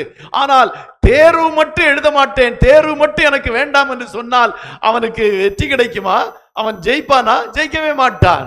எல்லா நாளும் வகுப்புக்கு வந்ததுனாலே அல்ல, வகுப்பிலே வந்து படித்து அவன் தேர்வை சந்திக்கும் போது, தேர்வை சந்தித்து எழுதி தேர்விலே வெற்றி வரும்போதுதான் அவன் வெற்றியாளன் என்று அறிவிக்கப்படுவான். அல்லேலூயா. அதை போலதான் கிறிஸ்தவ வாழ்க்கையிலும் அன்றாடம் தேர்வுகள் இருக்கிறது, அன்றாடம் போராட்டங்கள் இருக்கிறது. அந்த போராட்டத்தை நாம் விட்டு விலக முடியாது, அந்த போராட்டத்தை நம்ம தள்ளி வைக்க முடியாது, ஒதுக்கி வைக்க முடியாது. அந்த போராட்டத்தை நம்ம போராடித்தான் ஆகணும். ஆனா ஒன்று, அந்த போராட்டத்திலே நம்ம வெற்றி பெறணும். அல்லேலூயா. அந்த பரீட்சையிலே நாம் வெற்றி பெற வேண்டும். அல்லேலூயா. ஆனால் நிச்சயமாக கர்த்தர் நம்மோடு கூட இருக்கிறதுனாலே நாம் வெற்றி பெற முடியும். அல்லேலூயா. அப்போஸ்தலனாகிய யோவான் எழுதின புஸ்தகத்திலே சொல்லப்பட்டிருக்கிறது அல்லவா, உலகத்திலே உங்களுக்கு போராட்டங்கள் உண்டு, ஆனாலும் திடன் கொள்ளுங்கள், நான் உலகத்தை ஜெயித்தேன் என்று சொல்லுகிறார். அல்லேலூயா. போராட்டங்கள் உண்டு, ஆனாலும் திடன் கொள்ளுங்கள். திடன் கொள்ளுங்கள், தைரியமா இருங்க. போராட்டத்தில் தோற்றுருவோமோ என்று எண்ணம் உங்களுக்கு இருக்க வேண்டாம். ஏனென்றால் நான் உங்களோடு கூட இருக்கிறேன். அல்லேலூயா. உலகத்திலே உங்களுக்கு போராட்டங்கள் உண்டு, ஆனாலும் திடன் கொள்ளுங்கள், நான் உலகத்தை ஜெயித்தேன் என்று சொல்லி இருக்கிறார். ஏனென்றால் உலகத்தை ஜெயித்தவர் என்னாலும் நம்மோடு கூட இருக்கிறார். நம்மாலே வெற்றி பெற முடியாது, நமக்குள்ளே அவர் இருப்பாரானால் வெற்றி அடைய முடியும். அல்லேலூயா. ஆகவே தான் அவர் சொல்லி இருக்கிறார், நான் உங்களோடு கூட இருக்கிறேன், உலகத்தின் முடிவு பரியந்தம் சகல நாட்களிலும் நான் உங்களோடு இருக்கிறேன். அவர் சொல்லி இருப்பதற்கு காரணம் என்னவென்றால், உலகத்திலே போராட்டங்கள் வரும்போது என்னுடைய பிள்ளைகள் வெற்றி அடைய வேண்டும், என்னுடைய பிள்ளைகள் ஜெயம் அடைய வேண்டும், அவள் தோல்வியை சந்திக்க கூடாது, அவள் என்னால் வெற்றி அடைய வேண்டும் என்பதற்காகத்தான் ஆண்டவர் நம்மோடு கூடவே இருக்கிறார். அல்லேலூயா. பழைய ஏற்பாட்டு புஸ்தகங்களிலே அநேக தேவ மனிதர்களும் கூட தோற்றார்கள். விசேஷமா உதாரணமாக நாம் பார்க்கும்போது தாவீதை பார்க்கிறோம். அவன் கர்த்தருடைய இருதயத்துக்கு ஏற்ற மனுஷன். அந்த இருதயத்துக்கு ஏற்ற மனுஷன் கூட ஒரு நொடியிலே வீழ்ந்து போனான். அல்லேலூயா. ஏன் தெரியுமா? அன்றைக்கு எப்போதெல்லாம் தேவன் தன்னோடு இருக்க வேண்டும் என்று கேட்டுக்கொண்டார்களோ, அல்லது எப்போதெல்லாம் ஆண்டவர் அவர்களை பயன்படுத்த விரும்புகிறாரோ, அப்போது மட்டும்தான் தேவன் அவரோடு கூட இருந்தார். அல்லேலூயா. அல்லேலூயா. ஆமா, சிம்சோனுக்குள்ளே தேவன் பலமாக இறங்கினார். அப்பொழுது அவன் வல்லமையான காரியங்களை செய்தான். அவன் மற்ற நேரங்களில் சாதாரண சிம்சோனாகத்தான் இருந்தான். அதே போலதான் இந்த தாவீதும் கூட கர்த்தருடைய இருதயத்துக்கு ஏற்ற மனுஷனா இருந்தாலும் அவனுக்குள்ளே தேவன் இல்லை, அவனுக்குள்ளே ஆண்டவர் இல்லை. அவன் தேவைப்படும் போது மட்டும் வந்தார். ஆனா இப்ப நீங்க கேட்கலாம், ஏன் அப்போது ஆண்டவர் வரவில்லை என்று. ஆமா, சில வேளைகளிலே ஆண்டவர் நம்மையே போராடும்படியாய், நாமே போராடி ஜெயிக்கும்படியாய் நம்மை விட்டு விடுகிறார். அல்லேலூயா. அல்லேலூயா. அதே போலதான் அந்த நேரத்தில் தாவீதை ஆண்டவர் அந்த நேரத்தில் விட்டு விட்டார். இவன் இதில் ஜெயிக்கிறானா தோல்வி அடைகிறானா என்று பார்க்கலாம் என்று ஆண்டவர் விட்டு விட்டார். அதில் தோல்வி அடைந்து விட்டான். அல்லேலூயா. அப்படியானால் என்ன? உலகத்திலே எல்லா மனிதருக்கும் போராட்டங்கள் உண்டு. பழைய ஏற்பாட்டிலே அநேக மனிதர்களுக்கு போராட்டங்கள், தேவ மனிதர்களுக்கும் போராட்டம் இருந்தது. அநேக வேளையிலே தோல்வி அடைந்தார்கள். ஆனால் புதிய ஏற்பாட்டு கிறிஸ்தவர்கள், புதிய ஏற்பாட்டு தேவனுடைய பிள்ளைகள் அப்படி அல்ல. அவர்களுக்குள்ளே வாசம் பண்ணுகிறார். நமக்குள்ளே அவர் வாசம் பண்ணுகிறபடினாலே நான் அவளை தனியா இருக்க விடவில்லை என்று அவர் சொல்லி இருக்கிறார். நம்மை அவர் தனியா இருக்க விடவில்லை, நமக்குள்ளே இருக்கிறபடினாலே எந்த விதமான போராட்டங்கள் ஆனாலும், எந்த சூழ்நிலைகள் ஆனாலும், எந்த சோதனைகள் ஆனாலும் நாம் ஜெயிக்க முடியும். எதனாலே? நமக்குள்ளே இருக்கிற அவராலே. அல்லேலூயா. அல்லேலூயா. ஆனா நமக்குள்ளே ஒரு எண்ணம், ஒரு சிந்தனை உண்டாக வேண்டும். இந்த போராட்டத்தை, இந்த சோதனையை நான் ஜெயிப்பேன். எனக்குள்ளே இருக்கிற கிறிஸ்துவினாலே நான் ஜெயிப்பேன். என்னாலே இந்த சோதனையை ஜெயிக்க முடியாது. ஆனால் எனக்குள்ளே இருக்கிற அந்த தேவனாலே, அந்த ஆண்டவராலே, அந்த இயேசு கிறிஸ்துவனாலே, அந்த பரிசுத்தாவின் வல்லமையினாலே இந்த சோதனையை நான் மேற்கொள்ள முடியும் என்று மேற்கொள்வதற்காக நாம் முயற்சி செய்ய வேண்டும். நம்முடைய முயற்சி கர்த்தர் கண்டிப்பாக வாய்க்க பண்ணுவார். அல்லேலூயா. 1 தீமோத்தேயு 1:18 அப்போஸ்தலனாகிய பவுல் தீமோத்தேயுக்கு சொல்லுகிறார். 1 தீமோத்தேயு 1:18 நல்ல போராட்டத்தை நல்ல போராட்டம் பண்ணும்படி இந்த கட்டளை உனக்கு ஒப்புவிக்கிறேன் என்று சொல்லுகிறார். வாசிக்கலாம் அந்த வசனத்தை. குமாரனாகிய தீமோத்தேயுவே, உன்னை குறித்து முன் உண்டான தீர்க்க தரிசனங்களின்படியே நீ அவைகளை முன்னிட்டு நல்ல போராட்டம் பண்ணும்படி இந்த கட்டளையை உனக்கு ஒப்புவிக்கிறேன். இந்த கட்டளை உனக்கு ஒப்புவிக்கிறேன். அல்லேலூயா. நல்ல போராட்டம் பண்ணும்படி தீமோத்தேயு அருமையான என்னுடைய குமாரன் என்று சொல்லுகிறார். பவுல் அவரை தீமோத்தேயு தன்னுடைய பெற்றெடுத்த குமாரனாக சொல்லுகிறார். தீமோத்தேயுடைய கரத்திலே தான் இந்த பவுலுடைய ஊழியம் ஒப்படைக்கப்பட்டதாக வேத வல்லுநர்கள் சொல்லுகிறார்கள். ஏனென்றால் அவருக்கு தான் சபையை குறித்த காரியங்களை எல்லாம் தீமோத்தேயுக்கு தான் ஆண்டவர் சொல்லுகிறார். அல்லேலூயா. அப்படிப்பட்ட தீமோத்தேயுவிடத்திலே ஆண்டவர் சொல்லுகிறார், நீ நல்ல போராட்டம் பண்ணும்படி இந்த கட்டளை உனக்கு ஒப்புவிக்கிறேன். அல்லேலூயா. இப்படி சொல்லியிருக்கலாம், நீ உனக்கு பரிசுத்தாவின் வல்லமை இருக்கிறது, உன்னோடு கூட ஆண்டவர் இருக்கிறார், உனக்கு வேத ஞானம் இருக்கிறது, எல்லாம் இருக்கிறது, ஆகவே நீ என்ன செய்வாய், நீ வெற்றியாளனாய் வாழ்வாய் என்று சொல்லவில்லை. அவர் சொல்லுகிறார், நல்ல போராட்டம் பண்ணும்படி இந்த கட்டளை உனக்கு ஒப்புவிக்கிறேன். அல்லேலூயா, அல்லேலூயா. ஆமா, ஒரு தேவனுடைய மனுஷன் அல்ல ஒரு தேவனுடைய ஊழியக்காரனாலும் சரி, அவனும் நல்ல போராட்டத்தை போராட வேண்டியவனாயிருக்கிறான். ஊழியக்காரன் மட்டுமல்ல, ஒவ்வொரு தேவனுடைய பிள்ளைகளும் போராட்டம் பண்ணி ஜெயிக்க வேண்டியவர்களாய் இருக்கிறார்கள். அல்லேலூயா, அல்லேலூயா. பிலிப்பியர்கள் நிருபத்திலே அப்போஸ்தலனாகிய பவுல் பிலிப்பியர் 1:30 சொல்லும் போது, நீ என்னிடத்திலே கண்டதும் கேட்டதுமாகிய, வாசிக்கலாம், நீங்கள் என்னிடத்திலே கண்டதும் எனக்கு நீங்கள் என்னிடத்திலே கண்டதும் எனக்கு உண்டென்று இப்பொழுது கேள்விப்படுகிறதுமான போராட்டமே உங்களுக்கும் உண்டு. அல்லேலூயா. என்ன போராட்டம், என்ன போராட்டம் உண்டு என்று அவர் சொல்லும் போது, நீங்கள் என்னிடத்திலே கண்டதும் எனக்கு உண்டென்று இப்பொழுது கேள்விப்படுகிறதுமான போராட்டம் உங்களுக்கும் உண்டு. அதாவது பவுல் அப்போஸ்தலனுடைய வாழ்க்கையில நடந்த காரியங்கள், நடந்த போராட்டங்கள் ஒவ்வொரு தேவனுடைய பிள்ளையுடைய வாழ்க்கையிலும் உண்டு. அல்லேலூயா. அதைத்தான் பிலிப்பியருக்கு எழுதுகிறார். என்ன போராட்டம், என்ன போராட்டம் பண்ண வேண்டும், என்ன போராட்டம் எங்களுக்கு இருக்கும், நீர் போராட வேண்டும் என்று சொல்லுகிறீரே, அது என்ன போராட்டம் என்று அந்த ஜனங்கள் பவுலை பார்த்து கேட்கும் போது பவுல் அதற்கு பதிலாக சொல்லுகிறார், நீங்கள் என்னிடத்திலே கண்டதும் எனக்கு உண்டென்று இப்பொழுது கேள்விப்படுவதுமான போராட்டமே உங்களுக்கு உண்டு. அல்லேலூயா. வேறு விதமான போராட்டங்கள் இல்லை.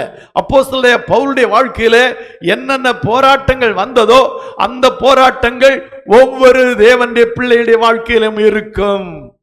அல்லேலூயா, அல்லேலூயா. ஆமா பிரியமான தேவனுடைய பிள்ளைகளே, அந்த போராட்டங்கள் நம் ஒவ்வொருடைய வாழ்க்கையில் இருக்கும். ஆனாலும் நாம் அவைகளை ஜெயிக்கிறவர்களா இருக்க வேண்டும். அல்லேலூயா. நேரம் கிடைத்தால் இன்னொரு முறை அதை நம்ம பார்க்கலாம்.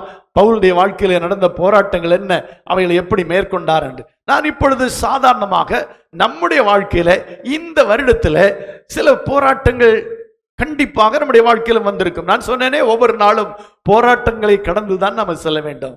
அதனால்தான் ஃபாதர் ஒரு பாட்டு சொன்னாரு, வாழ்க்கை என்பது போராட்டமே, நல்லதொரு போராட்டமே. அல்லேலூயா. வாழ்க்கை என்பது போராட்டம் தான், அது நல்லதொரு போராட்டம். அல்லேலூயா. அந்த போராட்டத்தை நாம் ஜெயிக்க வேண்டும் என்று அருமையாய் பாடி இருக்கிறார். அல்லேலூயா. அதை போல ஒவ்வொரு நாளும் நமக்கு நேரிட்ட சிறிய சிறிய காரியங்களை நம்ம ஜெயித்தோமா என்றுதான் இன்றைக்கு நான் உங்களை மறுபடியும் ஞாபகப்படுத்த விரும்புகிறேன். அல்லேலூயா. பெரிய பெரிய போராட்டங்களை எல்லாம் கர்த்தர் நமக்கு அனுமதிக்கிறதே இல்லை. இப்போ யோபுவை போன்ற ஒரு சோதனை நமக்கு நேரிட்டு இருந்தா நம்ம ஜெயிச்சிருப்போமா?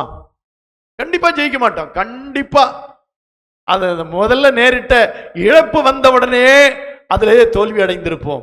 எல்லாம் ஒரே நாள்ல இழப்பா, என்னால இதை ஏற்றுக்கொள்ள முடியாது என்று நம்ம சொல்லி விசுவாசத்தை மறுதலித்திருப்போம். ஆனாலும் எல்லாவற்றையும் இழந்தும் பின்பு அவனுடைய உள்ளந்தலை முதல் உச்சந்தலை முதல் உள்ளங்கால் வரை பருக்களால் அவன் வாதிக்கப்பட்ட போது கூட அவன் சொன்னான், அல்லேலூயா, அவர் என்னை சோதித்த பின் சுத்த பொன்னாக விளங்குவேன்.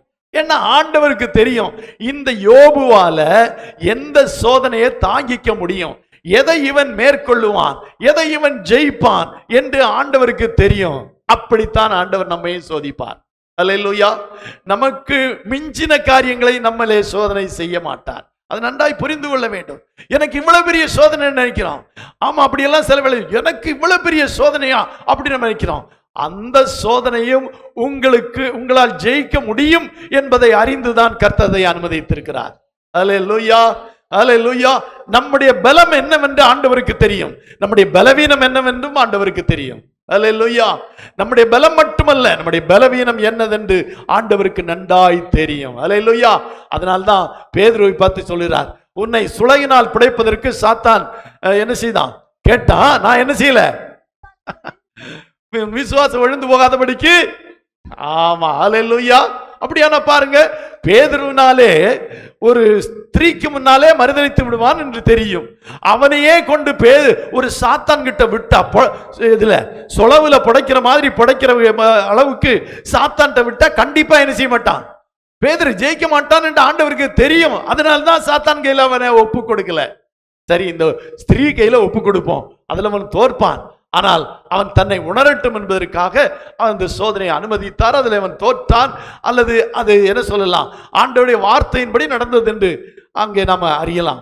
ஏன் சொல்லுகிறேன் என்றால், நமக்கு மிஞ்சின காரியத்திலே கர்த்தர் நம்மை சோதிக்க மாட்டார். அதான் சொல்லுக்கு, அவர் நம்மை சோதிக்கும் போது அந்த சோதனையோடு கூட தப்பிக்கொள்ளும்படியான போக்கையும் உண்டாக்குவார் அவர். அல்லேலூயா. அப்படின்னா என்ன அர்த்தம்? ஒரு பக்கம் சோதனை அனுமதிப்பார், இன்னொரு பக்கம் சோதனையை தப்பித்துக் கொள்ளும்படியான போக்கை உண்டு பண்ணுவார். அல்லேலூயா சொல்லுமா? அல்லேலூயா, அல்லேலூயா. அப்போ சோதனை நமக்கு வரும்போது இது எங்கே தப்பிக்கொள்ளும்படியான வழி இருக்கிறது என்று நம்ம தேடணும். அல்லேலூயா. சோதனை வந்துட்டேன்னு சொல்லி நம்ம கலங்கவோ தவிக்கவோ கூப்பாடு போடவோ புலம்பவோ கூடாது. ஆமாம், இந்த சோதனையை கர்த்தருடைய வாழ்க்கையில அனுமதித்திருக்கிறார். அப்படியானால் இதற்கு தப்பிக்கொள்ளும்படியான ஒரு போக்கையும் கர்த்தர் என்ன செய்திருப்பார், வைத்திருப்பார். அது எங்கே? அல்லேலூயா, அல்லேலூயா. அதைத்தான் தேட வேண்டுமே தவிர, போராட்டம் வருகிறது, போராட்டம் இருக்கிறது என்பதற்காக நாம் என்ன புலம்பவோ அழவோ அல்லது பிறரிடத்திலே சொல்லி சொல்லி நம்ம வருத்தப்படவோ இல்லாமல், இந்த போராட்டத்தை ஆண்டவர் தான் அனுமதித்திருக்கிறார். அல்லேலூயா. இதை ஜெயிக்கத்தக்கதான, இதற்கு தப்பிக்கொள்ளும்படியான ஒரு வழியையும் ஒரு போக்கையும் கர்த்தர் நிச்சயமாய் வைத்திருப்பார். அல்லேலூயா, அல்லேலூயா. அதைத்தான் நம்ம தேட வேண்டுமே தவிர இந்த சோதனை கண்டு பயப்படவோ கலங்கவோ கூடாது. அல்லேலூயா. எந்த போராட்டம் வரும்போதும் கலக்கம் வரும், ஆனால் அதை நம்ம மேற்கொள்ள வேண்டும். அல்லேலூயா. சரி, பெரிய பெரிய போராட்டங்களை ஆண்டவர் நமக்கு அனுமதிக்கிறது இல்லை. அதுதான் நான் ஒரு ஸ்டேட்மெண்டா உங்களுக்கு சொல்ல விரும்புகிறேன். ஏனென்றால் நம்ம எல்லாம் பலவீனமான மனிதர்கள், நமக்கு எவ்வளவு பலம் இருக்குன்னு ஆண்டவருக்கு தெரியும். அல்லேலூயா. அதான் சொல்றேன், ஒரு பையனுக்கு 5ஆம் வகுப்பு மாணவனுக்கு அல்ல 10ஆம் வகுப்பு மாணவனுக்கு 10ஆம் வகுப்புக்கான விடை கேள்வித்தாள் தான் கொடுக்கப்படும். அப்படிதானே? 10ஆம் வகுப்பு படித்தவனுக்கு 12ஆம் வகுப்பு கேள்வித்தாள் கொடுக்கப்படுமா? ஒரு காலம் கொடுக்கப்பட மாட்டாது. அல்லேலூயா. இப்ப பாருங்க, கேள்வித்தாளிலே பிள்ளைகளுக்கு எடுக்காத ஒரு பாடத்திலிருந்து ஒரு கேள்வி கேட்கப்பட்டிருந்தால் அதற்கு முழு மதிப்பெண்கள் கொடுக்கிறார்கள். ஏனென்றால் அவங்களுக்கு என்ன செய்யல, கற்றுக் கொடுக்கல. அதனால அந்த அந்த அந்த கேள்விக்கான விடை, அந்த கேள்விக்கான மதிப்பெண்ணை கொடுத்து விடுகிறார்கள். அப்படியானால் என்ன அர்த்தம்?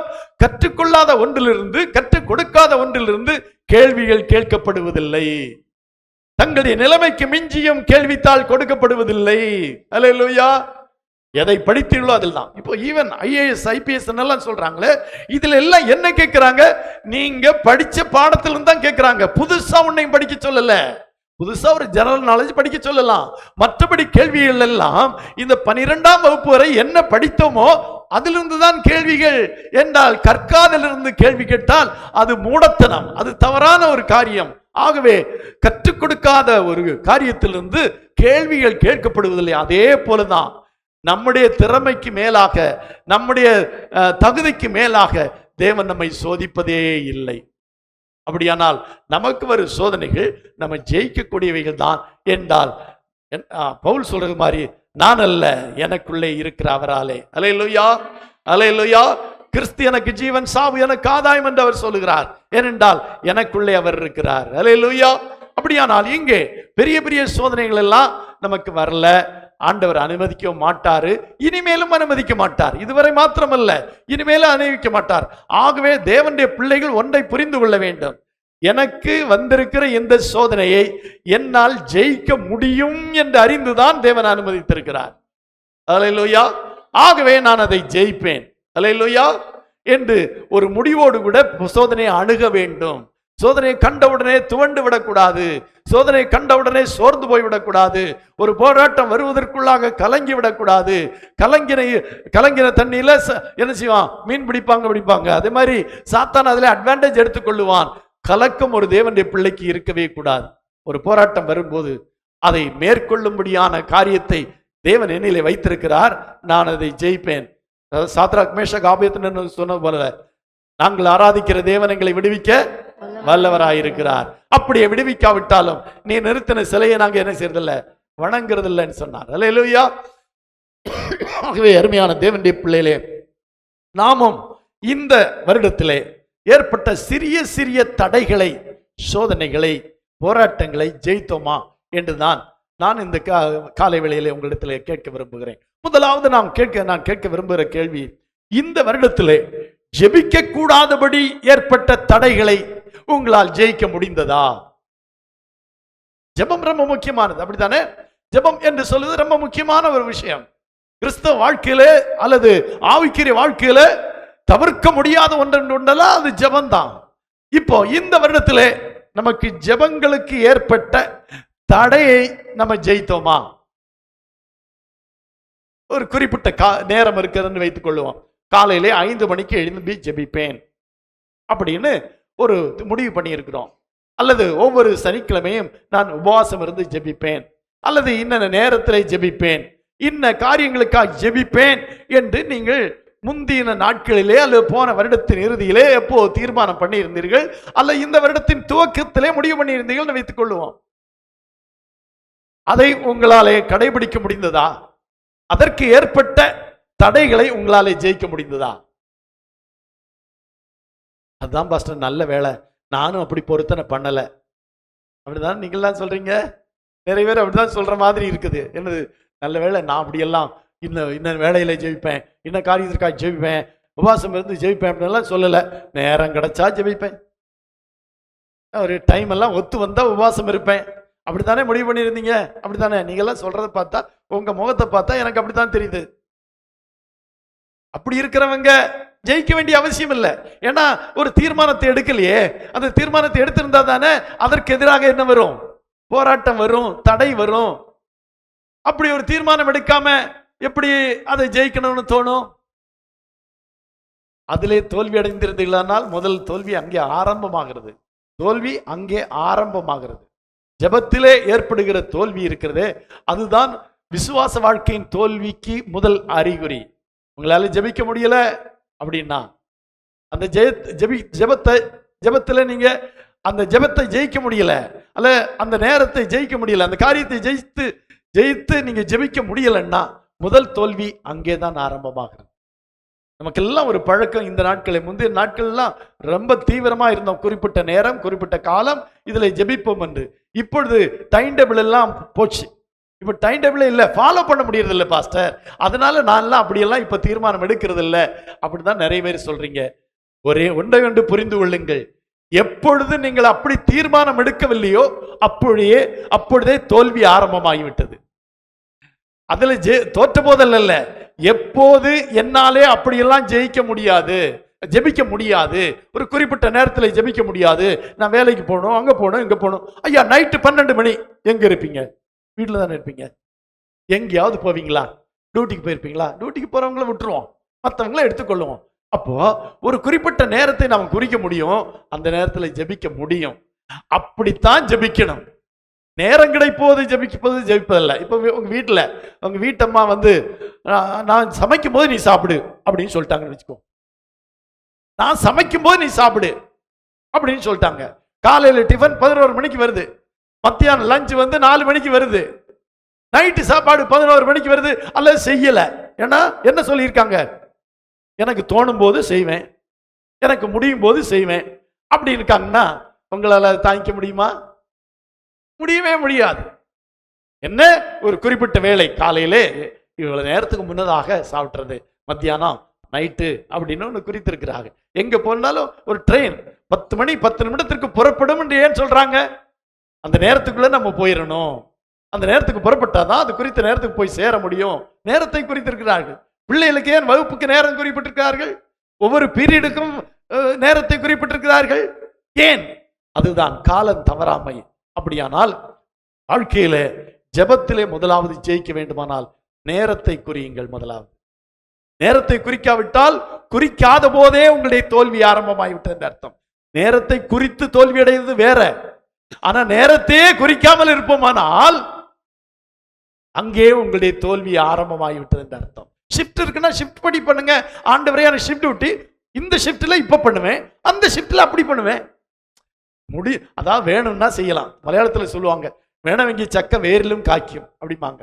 சக்க மரம் பலாமரம் வேணும்னா எங்கேயும் காய்க்குமா, வேர்ல கூட காய்க்குமா. நீங்க கேரளா போனீங்கன்னா நிறைய மரத்துல வேர்ல பலாப்பழம் காய்ச்சிருக்க பார்க்க முடியும். அதுக்கு சொல்லுவாங்க வேணவங்கி சக்க வேரிலும் காய்க்கும். அப்படின்னா வேணும்னா செய்யலாம். அப்படியானால் நேரத்தை குறியுங்கள், அது ஜெயத்திற்கு முதல் அடையாளம். இரண்டாவது, ஜெபிக்க நேரத்தை குறித்த பின்பு ஏற்படுகிற தடைகள் எதுவாயிருந்தாலும் அதை ஜெயிக்கணும். தடைகள் நிறைய வரும், ஜெபம் பண்றதுக்கு நிறைய தடைகள் வரும், கண்டிப்பா வரும். என்றால் அதுதானே வெற்றிக்கு ஆரம்பம், அதுதானே வெற்றியின் முதல் படி. அந்த முதல் படியே தடை செய்து விட்டால் சாத்தான் ஜெயித்து விடுவான் அல்லவா? ஆகவே முதலாவது படியாகிய ஜெபத்தை அவன் தடை செய்வான். ஆனா அதை ஜெயிக்கணும். அல்லேலூயா. ஒரு நாள் தோற்றுவிட்டோம் என்பதற்காக ஐயோ இனி என்னால நினைச்சேன், முடிவு பண்ணும் போதே நினைச்சேன் என்னால அப்படி ஜெயிக்க முடியாதுன்னு, அதை ஜெபிக்க முடியாதுன்னு, அதனால இனிமே அதை விட்டுருவோம். நோ, ஒரு முறை தோற்று விட்டாலும் பரவாயில்லை, அடுத்த முறை ஜெயிக்க வேண்டும். அல்லேலூயா. தொடர்ந்து தோல்விதான் தோல்வி. ஒரு தோல்வி தோல்வி அல்ல, தொடர்ச்சியான தோல்விதான் தோல்வி. நன்றாய் புரிந்து கொள்ளுங்கள். அல்லேலூயா. வாழ்க்கையில தொடர்ந்து தோல்வி இருக்கக்கூடாது. ஒரு தோல்வி வந்தால் அந்த தோல்வியை மேற்கொள்ள வேண்டும். அல்லேலூயா. ஆகவே ஜெபம், வேதம் ஜெபிக்க கூடாதபடி 1 கொரிந்தியர் 7ஆம் அதிகாரம் 5ஆம் வசனத்திலே சொல்லப்பட்டிருக்கிறது. 1 கொரிந்தியர் 7ஆம் அதிகாரம் 5ஆம் வசனம், உபவாசத்திற்கும் ஜெபத்திற்கும் தடை இராதபடிக்கு இருங்க. உபவாசத்திற்கும் ஜெபத்திற்கும் தடை இராதபடிக்கு. அல்லேலூயா, அல்லேலூயா. ஆமா, உபவாசத்திற்கு ஜெபத்திற்கு என்ன இருக்கக்கூடாது? தடை இராதபடிக்கு என்னென்ன காரியங்களை செய்யணுமோ அதை செய்யணும். அல்லேலூயா. எல்லா வீட்டுல சமைச்சு வச்சுட்டு உபவாசம் இருங்க. சமைக்கல தானே வீட்டுக்காரர் பிரச்சனை பண்ணுவாரு, பிள்ளைகள் பிரச்சனை பண்ணுவாங்க. சமைச்சு வச்சுட்டு உபவாசம் இருங்க, சமைச்சு வச்சுட்டு ஜெபம் பண்ணுங்க. நிறைய பேர் அதெல்லாம் பார்க்க மாட்டாங்க. ஜெபம் மணிக்கணக்கா ஜெபம் பண்ணுவாங்க. இங்க வீட்டுக்காரருக்கு தட்டிட்டே இருப்பாரு, நேரமாச்சு நேரமாச்சுமா, நான் போக வேண்டாமா, ஆபீஸ்க்கு போக வேண்டாமான்னு தட்டிட்டு இருப்பாரு அப்படின்னு ஒரு சொல்லுவோம். அல்லேலூயா. இங்கே சொல்லப்பட்டிருக்கிறது, உபவாசத்திற்கும் ஜெபத்திற்கும் தடையிராதபடிக்கு நடந்து கொள்ளுங்கள். அது குடும்ப வாழ்க்கையானாலும் சரி, புறம்பையான வாழ்க்கையானாலும் சரி, அதற்கு தகுந்தபடி உங்களுடைய அட்டவணையை மாற்றுங்கள். அல்லேலூயா. நீங்கள் ஒரு அட்டவணையை போட்டு விடுங்கள். இன்ன நாள் ஜெப நாள், இன்ன நாள் உபவாச நாள், இன்ன நாள் ஆராதனை நாள், இன்ன நாள், இப்படி என்று ஒரு அட்டவணை போட்டு விடுங்கள்.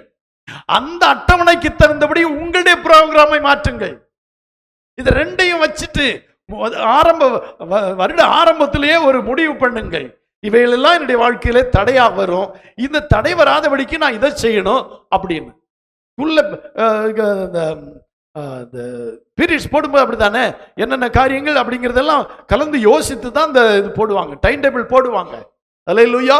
இப்போ ட்ரெயினுக்கு டைம் டேபிள் போடுறாங்க. 10:10க்கு சேரன் புறப்படும், 8:40க்கு நீல்கிரிஸ் புறப்படும். ஏன் புறப்படும்? அது இன்ன ஸ்டேஷன்ல எதிரே வருகிற ட்ரெயினுக்காக என்ன செய்யணும்? வழிவிடணும். அப்ப அந்த நேரத்துல தான் அங்க போகணும். அங்க போனாதான் இன்னொரு ட்ரெயினுக்கு என்ன முடியும்? வழிவிட முடியும். இந்த ட்ரெயின் போய் சேரும்போது டெல்லி எக்ஸ்பிரஸ் ரெடியா நிற்கும். இந்த ட்ரெயின்ல போய் அரை மணி நேரம் கழிச்சு அந்த டெல்லி எக்ஸ்பிரஸ் புறப்படும். ஏன்னா இந்த ட்ரெயின்ல போறவங்க அந்த ட்ரெயினை பிடிக்கலாம். எல்லாத்தையும் கணக்கு பண்ணி தான் இதெல்லாம் செய்யறாங்க. அப்போ ஒரு டைம் டேபிள் போடும்போது சில காரியங்களை மனதிலே கொண்டவர்களாக எதற்கு தடையிராதபடி ஜெபிக்க அந்த டைம் டேபிள் போடணும். ஜெபத்திற்கோ உபவாசத்திற்கோ அல்லது இது ரெண்டுக்கும் தடையிராதபடிக்கு உங்களுடைய டைம் டேபிளை நீங்க போடணும். டைம் டேபிள் போடாம நடக்கவே முடியாது. டைம் டேபிள் ஒருவேளை நம்ம எழுதி விட்டாம இருக்கலாம், மனதில் அந்த டைம் டேபிள் இருக்கணும். அல்லேலூயா. நம்ம பிள்ளைகளுக்கு 1 வருஷம் ஸ்கூலுக்கு போறாங்க. பிப்ரவரி மாசத்துல டைம் டேபிள் எடுத்து வச்சு பார்ப்பாங்க, இன்னைக்கு என்னென்ன புஸ்தகத்தை எடுத்துட்டு போகணும். 1 வருஷம் போனவங்களுக்கு இன்னும் டைம் டேபிள் மனப்பாடம் ஆகல. திங்கக்கிழமை என்னென்ன சப்ஜெக்ட் இருக்கு, செவ்வாய்க்கிழமை என்னென்ன சப்ஜெக்ட் இருக்குன்னு தெரியல, கவனம் இல்லை. அல்லேலூயா. அது ஏன்? அது டைம் டேபிள் என்பது டைரியில இருக்குது, எங்க இல்ல? மனசுல இல்ல. மனசுல டைம் டேபிள் இருந்தா அதை பார்க்க வேண்டிய அவசியமே இல்லை. அதே போல விசுவாசிகளுக்கு டைம் டேபிள் எங்க இருக்கணும்? மனசுல இருக்கணும். அந்த டைம் டேபிள் கண்டிப்பா போடணும். நம்ம யோசிக்கிறோம்ல, காலையில் எத்தனை மணிக்கு கிளம்புவீங்கன்னு கேட்டா சிலவங்க சொல்றாங்க 6:30, சிலவங்க 7. ஆமா, 6:30 கிளம்புறவங்க 6:30, 7 மணிக்கு கிளம்புறவங்க 7 மணிக்கு, 9 மணிக்கு கிளம்புறவங்க 9. அது அவங்களுடைய டைம். அதுக்கு தகுந்தபடி தங்களுடைய மற்ற காரியங்களை எல்லாம் வைத்திருக்கிறார்கள். அதே போல ஜெபத்திற்கும் உபவாசத்திற்கும் இந்த ரெண்டையும் சேர்த்துக் கொள்வோம். உபவாசத்துக்கு ஜெபத்திற்கும் தடை வராதபடியாக நீங்கள் உங்களுடைய காரியங்களை செட் பண்ணிக்கணும். ரோமர் 15:32 வாசிக்கிறோம். ரோமர் 15:32 வாசிக்கலாம். நீங்கள் தேவனை நோக்கி செய்யும் ஜெபங்களில் நான் போராடுவது போல நீங்களும் என்னோடு கூட போராட வேண்டும் என்று நம்முடைய கர்த்தராகிய இயேசு கிறிஸ்துவின் நிமித்தமும் ஆவியானவருடைய அன்பின் நிமித்தமும் உங்களை வேண்டிக் கொள்ளுகிறேன். ஜெபங்களில் நான் போராடுவது போல நீங்களும் ஜெபத்திலே போராட வேண்டும். ஜெபம் என்று சொன்னால் நம்முடைய தேவைகளை குறித்த ஒரு பட்டியல் அல்ல, நம்முடைய பிரச்சனைகளை குறித்த ஒரு பட்டியல் அல்ல. அது ஜெபத்திலே ஒரு போராட்டம். அல்லேலூயா. ஜெபம் பண்ண விட மாட்டான். ஆண்டவராய் இயேசு கிறிஸ்து ஞானஸ்நானம் பெற்று கரையேறின உடனே அவர் உபவாசம் இருந்தார், ஜெபிக்க சென்றார். உபவாசம் இருந்து மலையின் மேலே ஜெபிக்க போனார். அப்பொழுது சாத்தான் சென்றான். அல்லேலூயா. அதுவரை சாத்தான் எங்க இருந்தான்னு தெரியல, அப்படிதானே? அதுவரையில சாத்தான் எங்க இருந்தானே தெரியலையே. அப்போ உபவாசம் ஜெபம்ன உடனே யாரு வந்துட்டா? சாத்தான் வந்துட்டான். உண்மையில அப்படிதான். உபவாசம் ஜெபம்னா உடனே சாத்தான் வருவான். அல்லேலூயா. அந்த சாத்தான் வந்து அந்த தடை உண்டு பண்ணும்படியாக பல காரியங்களை நம்முடைய மனதிலே போடுவான், நம்மிடத்திலே கேட்பான், பல பிரச்சனைகள் உருவாகும். அதனால இதற்கு தடை வராதபடி உங்களுடைய டைம் டேபிளை போட்டுக்கொண்டு ஜெபத்திலே போராடி ஜெபிக்க வேண்டும். ஜெபத்தை மட்டும் நான் இப்ப சொல்றேன். ஜெபத்திலே போராடுகிறது என்பதை இன்னொரு முறை பார்ப்போம். இன்றைக்கு நான் சொல்ல விரும்புவது முதல்ல உபவாசம் ஜெபம், இரண்டாவது உபவாசம் என்று வைத்துக் கொள்வோம். அல்லேலூயா. உபவாசம், உபவாசத்திற்கு தடை வராதபடி உங்களுடைய டைம் டேபிளை வச்சுக்கொள்ளுங்க. அதே மாதிரி வேதத்தை வாசிப்பது எப்போது எவ்வளவு என்று ஒரு டைம் டேபிள் வச்சிருக்கிறது தான் நல்லது. அல்லேலூயா. எப்போது வாசிப்பது, எவ்வளவு நேரம் வாசிப்பது, அது போக மீதி இருக்கிற நேரத்தில் டைம் கிடைக்கும் போதெல்லாம் வாசித்துக்கலாம். அல்லேலூயா. ஆனா ஒரு குறிப்பிட்ட பகுதியை வாசிக்க வேண்டும் என்றும் ஒரு குறிப்பிட்ட அளவு வாசிக்க வேண்டும் என்றும் ஒரு திட்டம் வைத்திருப்பது. பைபிள் வாசிப்பு திட்டம் நமக்கு கொடுத்திருக்கிறோம். ஒரு வருடத்திற்குள்ளாக ஒரு முறையோ 2 முறையோ வேதத்தை வாசித்து முடிப்பதற்கான வேத பாட திட்டத்தை கொடுக்கிறோம். அதற்கும் தடை வரக்கூடாது. ஜெபத்திற்கு தடை வரக்கூடாது, உபவாசத்திற்கு தடை வரக்கூடாது, வேத வாசிப்புக்கு தடை வரக்கூடாது. அல்லேலூயா. இது மூணையும் நம்ம ஜெயிச்சிட்டோம்னு வச்சுக்குவோம். அதாவது சொன்ன நேரத்தில் ஜெபிப்பது, சொன்ன நேரத்தில் சொன்ன நாட்களில் உபவாசம் இருப்பது, அப்புறமா வாசிக்கப்பட வேண்டிய வேத வசனங்களை அந்தந்த குறிப்பிட்ட கால அட்டவணையின்படியே வாசிப்பது. அல்லேலூயா. இந்த மூணையும் ஜெயிச்சிட்டாலே நம்ம ஆவிக்கிற வாழ்க்கையில ஜெயிச்சிடலாம். அல்லேலூயா. இந்த 3 காரியத்தை மட்டும் நேரம் கிடைச்சா அல்லது முடிஞ்சா அப்படின்னு வைக்காதீங்க. அப்ப முடிஞ்சான்னா முடியவே முடியாது. நேரம் கிடைச்சான்னா நேரம் கிடைக்கவே கிடைக்காது.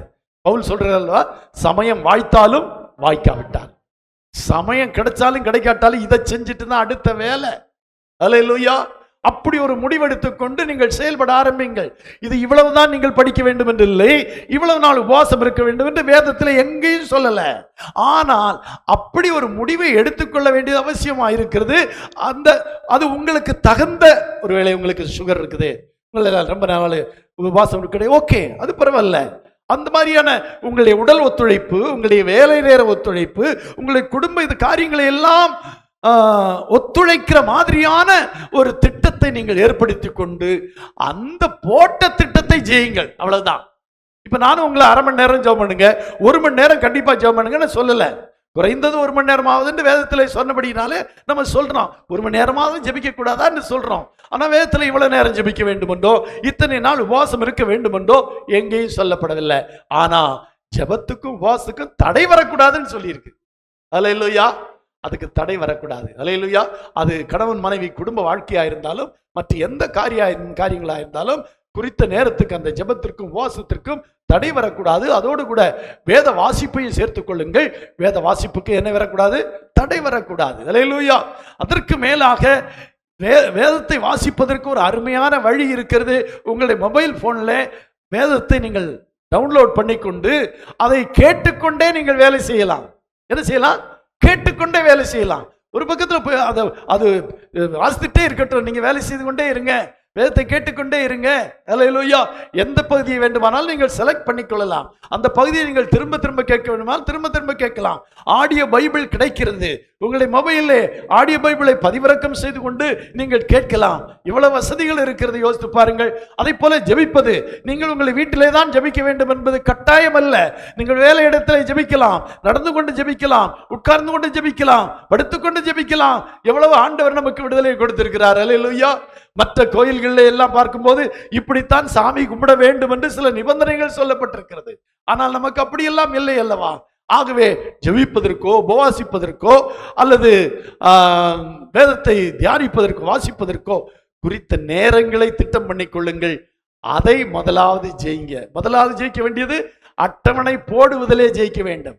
அதாவது தீர்மானம், நான் இந்த நேரத்தில் இந்த நாளில் ஜெபிப்பேன், உபவாசிப்பேன், வேதம் வாசிப்பேன் அப்படிங்கிற ஒரு தீர்மானம் எடுக்கிறத ஜெயிங்க முதல்ல. அப்படி தீர்மானம் எடுக்காம உங்களால நிறைவேற்ற முடியாது. ஆகவே முதல்ல தீர்மானம் பண்ணுங்கள். ஆகவே அது முதல் வெற்றி. இரண்டாவது, எடுத்த அந்த தீர்மானத்தை நிறைவேற்றுவதிலே கண்ணும் கருத்துமா இருங்கள். அதற்கு தடை வரும். அல்லேலூயா. தடைகள் கண்டிப்பாக வரும். ஏனென்றால் இதிலே நீங்கள் வெற்றி அடையும் போது உங்களுடைய விசுவாச வாழ்க்கையில வெற்றி அடைவீர்கள். ஆகவே சாத்தான் அதை என்ன செய்ய மாட்டான்? தடை செய்யாமல் இருக்க மாட்டான். ஆகவே தடை செய்ய அவன் வருவான். ஆகவே அதை ஜெயிக்க வேண்டும். மூன்றாவதாக, ஆராதனைகளை நீங்கள் தவிர்த்து விடக்கூடாது. என்ன காரணங்கள் இருந்தாலும் ஆராதனையை தவிர்க்க விடக்கூடாது. சாத்தான் பலவிதமான சோதனைகளை கொண்டு வருவான். அல்லேலூயா. கொண்டு வருவான். அந்த நாள் தான் முக்கியமானவங்களுடைய கல்யாணம் அல்லது ஏதோ ஒரு பிரச்சனை, ஏதோ ஒரு காரியத்துக்கு ஊருக்கு போறது எல்லாம் இருக்கத்தான் செய்யும். அல்லேலூயா. நான் சொன்னேன்ல, நான் இங்கிலாந்து தேசத்துக்கு போயிருக்கும் போது எனக்கு அதுவரை அம்மை நோய் வந்ததில்லை. அங்க போனவொடனே கிளைமேட் சேஞ்ச் ஆனதுனால அங்க போனவொடனே அம்மை நோய் வந்து விட்டது. என்ன செய்யறது? இன்னைக்கு ஞாயிற்றுக்கிழமை எப்படி போறது? நான் மகனிடத்தில் சொன்னேன், எப்படியாவது போயே ஆக வேண்டும் என்று. அங்கே அந்த ஒரு நல்ல கோட்டெல்லாம் போட்டுக்கொண்டேன், ஒரு கேப்பெல்லாம் ஒரு இதெல்லாம் கேப்பெல்லாம் வைத்துக்கொண்டேன், முகத்தில் மாத்திரை இவ்வளவு மாத்திரை தெரியும்படியா வைத்துக்கொண்டேன். ஏன்னா அந்த வியாதியோடு கூட அங்கே போகக்கூடாது. அவர்கள் எல்லாம் ரொம்ப ரொம்ப அழகான வஸ்திரங்கள் தரித்து அருமையான ஆலயம் ரொம்ப நடந்து கொண்டிருக்கிறது. நான் அங்கே போய் அந்த பின்னாலே ஒரு சேர் போட்டுக்கொண்டு அந்த ஆராதனையிலிருந்து விட்டு அந்த முடிந்த உடனே ஆராதனை விட்டு வெளியே வந்து விட்டேன். ஒரு முறை நாங்கள் டெல்லிக்கு போக வேண்டியதாக இருந்தது. அதற்கு இடையில ஒரு ஞாயிற்றுக்கிழமை இருந்தது. எங்களுடைய பிரேக்அப் ஜேர்னி, அந்த ஜேர்னியை பிரேக்அப் பண்ணிக்கொண்டு ஆக்ரா என்கிற இடத்துல ஆராதனையிலே கலந்து கொண்டோம். அல்லேலூயா. இப்படியாக ஒவ்வொரு நேரத்திலும் எனக்கு இப்போ 2 ஆபரேஷன்கள் நடந்தது. அந்த ஆபரேஷன்களையும் என்னுடைய ஆராதனை தவற விட்டு விடக்கூடாது என்பதற்காக அதற்கு தகுந்தபடி இன்றைய நாட்களை நான் எடுத்துக்கொண்டேன். ஆகவே ஆராதனையை தவற விடவில்லை. இப்படி நம்முடைய என்ன இருக்கணும்? ஒரு தீர்மானம் இருக்கணும். நான் ஆராதனை தவற விட மாட்டேன். என்னதான் வந்தாலும் சரி, யார் கோவிச்சாலும் சரி, இது நிமித்தமாக என்னுடைய ஒரு உறவு என்னை கோவிச்சாலும் சரி, என்னை பகைத்தாலும் சரி, ஒரு சிறிய இழப்பு எனக்கு ஏற்பட்டாலும் சரி, நான் ஆராதனையை தவற விட மாட்டேன். இதை ஜெயிக்கணுங்க. நிறைய போராட்டம் வரும். ஆராதனையை முறியடிக்கும்படியாக ஆராதனைக்கு செல்ல விடாமல் சாத்தான் பலவிதமான சோதனைகளையும் போராட்டங்களையும் எல்லாம் கொண்டு வருவான். ஆனா கண்டிப்பா அதை நம்ம ஜெயிக்கணும். அல்லேலூயா. அல்லேலூயா. கண்டிப்பா அதை ஜெயிக்கணும். ஆமா, சிலர் எபிரேயர் 10:25 சொல்லப்பட்டிருக்கிறது, சபை கூடி வருதலை சிலர் விட்டு விடுகிறது போல நாமும் விட்டு விடாமல் ஒருவருக்கொருவர் புத்தி சொல்ல கடவோம். சபை கூடி வருதலை சிலர் விட்டு விடுகிறது போல. சிலர் விட்டு விடுவாங்க. அந்த சிலர்ல நம்ம இருக்கக்கூடாது. அதான் சொன்னேன், சிமர்னா சபையில இருக்கட்டும், தியத்திரா சபையில இருக்கட்டும், சிலர் இருந்தார்கள், அங்கே இருந்தார்கள், ஜெயங்கொள்ளவில்லை. ஆனா ஜெயங்கொண்டவனுக்கு மறைவான மன்னாவை கொடுத்தார். ஜெயங்கொண்டவனுக்கு ஆலயத்தில் தூணாக்கினார். ஜெயங்கொண்டவனுக்கு பெண் வஸ்திரம் தரிப்பிக்கப்பட்டது. அவனுக்கு ஜீவ கிரீடம் கொடுக்கப்பட்டது. ஆனா சிலர் அங்கேயே தோல்வியோடு கூட இருந்து விட்டார்கள். அவர்களுக்கு அது கிடைக்கல. அதே மாதிரி இங்கே சொல்லப்பட்டிருக்கிறது, சபை கூடி வருதலை சிலர் விட்டு விடுகிறது போல நாமும் விட்டு விடக்கூடாது. சிலர் அப்படி விட்டு விடலாம். அவங்கள நம்ம மாதிரியா நோக்க கூடாது. உலகத்தில் இருக்கிற சிலரை நாம் மாதிரியா நோக்க கூடாது. நாம் வெற்றியாளர்களை தான் நோக்கணும். எவ்வளவு வியாதியா இருந்தாலும், எவ்வளவு பலவீனமா இருந்தாலும், அந்த சிஸ்டர் பாருங்க ஆராதனைக்கு வர்றாங்க, நானும் போகணும். அந்த பிரதர் பாருங்க எப்படின்னாலும் அந்த ஆராதனை அவர் தர விட மாட்டார். அப்படிங்கிற நல்லவங்களை நம்ம மாதிரியா நோக்கணுமே தவிர ஆராதனை தவற விடுகிற சிலரை நாம் மாதிரியா நோக்க கூடாது. அல்லேலூயா. சாத்தான் நம்மகிட்ட வந்து சொல்லுவான், பாரு அந்த அந்த பிரதரை பாரு, அவரு தான் போற வாரம் வரல, ஏன் இந்த வாரம் நீ போகாம இருந்த என்ன அப்படின்னு சாத்தான் நமக்குள்ள சொல்லுவான். இல்ல, அந்த போகாமல் இருந்த சகோதரரை பற்றி அல்ல, போயிருக்கிற சகோதரரை நான் மாதிரியா நோக்குவேன். வெற்றியாளர்களை மாதிரியா நோக்கணுமே தவிர தோல்வியானவர்களை மாதிரியா நோக்க கூடாது. வாழ்க்கையில் அநேகர் தோல்வியாளர்களை மாதிரியாய் நோக்கி தோல்வியடைந்திருக்கிறார்கள். நம்ம எப்போதுமே வெற்றி பெற்றவர்களைத்தான் மாதிரியானவர்களாய் நோக்க வேண்டும். சபைக்கு தவறாமல் போய்கொண்டிருக்கிறவர்களை நம்ம மாதிரியா நோக்க வேண்டும். சபைக்கு போகாமல் இருந்த சிலரை பார்க்காமல் சபையை தவறவிடாமல் போகிறவர்களை நமக்கு மாதிரியாய் பார்க்க வேண்டும். அதைத்தான் சொல்லப்பட்டிருக்கிறது. சபை கூடி வருதலை சிலர் விட்டு விடுகிறது போல நீங்களை விட்டு விடாமல். அல்லேலூயா. இதுல ஜெயிச்ச எத்தனை பேர் இருக்கீங்க? கடந்த வருஷத்துல நான் ஒரு ஆராதனை கூட தவற விடல அப்படின்னு சொல்றவங்க அல்லேலூயா. சிலர் தவற விட்டுட்டாங்க. பல காரணங்கள் இருக்கலாம், ஆனால் தவற விடக்கூடாது. அதுதான் நமக்கு வெற்றிக்கு அடையாளம். அல்லேலூயா. இதெல்லாம் சின்ன சின்ன போராட்டம், பெரிய போராட்டம் இனிமே தான் வருது. இதெல்லாம் சின்ன சின்ன போராட்டம், இதையெல்லாம் நம்ம மேற்கொண்டு விட முடியும். என்ன கோவிச்சிருவாங்க, அவ்வளவுதானே, கோவிச்சிட்டு போறாங்க அப்படின்னு ஒரு முடிவு எடுக்கணும். அல்லேலூயா, அல்லேலூயா. அதற்காக அடுத்தபடியாக ஊழியத்திற்கான தடைகள். ஊழியம் செய்ய விரும்புகிறவர்கள், ஊழியம் செய்கிறவர்கள், ஊழியத்திற்கு பல தடைகள் வரும். அந்த ஊழியத்தை எந்த காரணத்தை கொண்டும் நம்ம விட்டுறக்கூடாது. அந்த ஊழியம் தான் நமக்கு முக்கியம். 1 கொரிந்தியர் 9:12 வாசிக்கிறோம். 1 கொரிந்தியர் 9:12 மற்றவர்கள் உங்களிடத்திலே இந்த அதிகாரத்தை செலுத்தினால் அவர்களிலும் நாங்கள் அதிகமாய் செலுத்தலாம் அல்லவா? அப்படி இருந்தும் கிறிஸ்துவின் சுவிசேஷத்திற்கு யாதொரு தடையும் உண்டாகாதபடிக்கு என்று சொல்லப்பட்டிருக்கு. கிறிஸ்துவின் சுவிசேஷத்திற்கு, தேவனுடைய ஊழியத்திற்கு, சுவிசேஷத்தை சொல்லுவதற்கு எந்த தடையும் இருக்கக்கூடாது. அல்லேலூயா. ஒரு இடத்துக்கு ஊழியத்துக்கு போறோம்னு சொல்லி இருக்கிறோம். இந்த நாள் நான் ஊழியத்துக்கு போவேன், ஆஸ்பத்திரி ஊழியத்துக்கு போவேன், சிலரை சந்திக்க போவேன், வாரத்தில் ஒரு நாள் நான் யாருக்காலும் போய் சத்தியத்தை சொல்லுவேன், இந்த சுவிசேஷ பிரதியை கொடுப்பேன் அப்படின்னு ஒரு சுவிசேஷ ஊழியத்தையோ ஊழியத்தின் ஒரு காரியத்தையோ நீங்கள் பொறுப்படுத்திருந்தால் அதற்கு ஏற்படுகிற தடைகளை ஜெயிக்கணும். அல்லேலூயா. அநேகர் நேரம் கிடைச்சா ஊழியம் செய்யறாங்க, அநேகர் தங்களை வசதி போல ஊழியம் செய்யறாங்க. அதுவல்ல ஊழியம். ஊழியத்திற்கு ஏற்படுகிற தடைகளையும் ஜெயித்து ஊழியம் செய்யறது தான் ஊழியம். அல்லேலூயா. அதனால தான் அவர் சொன்னாரு, சமயம் வாய்த்தால் நீ சுவிசேஷம் பிரசங்கம் பண்ணுன்னு சொல்லல. சமயம் வாய்த்தாலும் வாய்க்காவிட்டாலும், அதனால என்ன, நேரம் கிடைச்சாலும் கிடைக்காவிட்டாலும் அதை நீ செய்யி அப்படிதான் ஆண்டவர் சொல்றார். அப்படியானால் அந்த ஊழியத்திற்கு ஏற்படுகிற தடைகளை நம்ம ஜெயிக்க வேண்டும். 1 தெசலோனிக்கேயர் 2:2 பவுல் சொல்லும் போது 1 தெசலோனிக்கேயர் 2:2 வாசிக்கிறோம். உங்களுக்கு தெரிந்திருக்கிறபடி முன்னே பிலிப்பி பட்டணத்திலே நாங்கள் பாடுபட்டு நிந்தை அடைந்திருந்தும் வெகு போராட்டத்தோட தேவனுடைய சுவிசேஷத்தை உங்களுக்கு சொல்லும்படி. வெகு போராட்டம் தான். ஒருத்தருக்கு சுவிசேஷத்தை சொல்லணும் அப்படின்னு நம்ம நினைச்சோம்னா அதுக்கு ஒரு போராட்டம் வரும். அதை தடை செய்வான் சத்துரு. எப்படி ஆயிலும் இவன் ஊழியம் செய்து விடக்கூடாது, எப்படி ஆயிலும் சுவிசேஷத்தை சொல்லிவிடக்கூடாது என்று சாத்தான் தடையை கொண்டு வருவான். அதை நம்ம ஜெயிக்கணும். அல்லேலூயா. இதை நம்ம ஜெயித்து ஆகணும். வெகு போராட்டத்தோட தேவனுடைய சுவிசேஷத்தை உங்களுக்கு சொல்லும்படி என்று சொல்லி இருக்கிறார். அல்லேலூயா. பல பாடுகள் நாங்கள் பாடுபட்டு நிந்தி அடைந்திருந்தோம், தேவனுடைய சுவிசேஷத்தை உங்களுக்கு சொல்லும்படி என்று சொல்லி இருக்கிறார். அல்லேலூயா. நம்முடைய தேவனுக்குள் நாங்கள் தைரியம் கொண்டிருந்தோம்ங்கிறார். அப்படியானா ஊழியத்துக்கு ஏற்படுகிற தடைகளையும் நம்ம மேற்கொள்ளணும். சின்ன சின்ன ஊழியத்துக்கு தான் நம்ம ஒப்பு கொடுத்துருக்கணும். இப்போ பாஸ்டர் ஆக முடியாது நம்ம ஒப்பு கொடுக்கல, அல்லது சுவிசேஷ நாய் போய் விடணுங்கிற ஊழியத்துக்கு கொடுக்கல. சுவிசேஷ ஊழியத்தின் ஏதாகிலும் ஒரு பகுதி அல்லது சபை ஊழியத்தின் ஏதாகிலும் ஒரு பகுதி நமக்கு ஊழியத்திலே ஒரு பொறுப்பு கொடுக்கப்பட்டிருந்தால் அதற்கு முதலிடம் கொடுக்க வேண்டும். அதற்கு ஏற்படுகிற தடையை ஜெயித்து அந்த ஊழியத்தை செய்ய வேண்டும். அல்லேலூயா.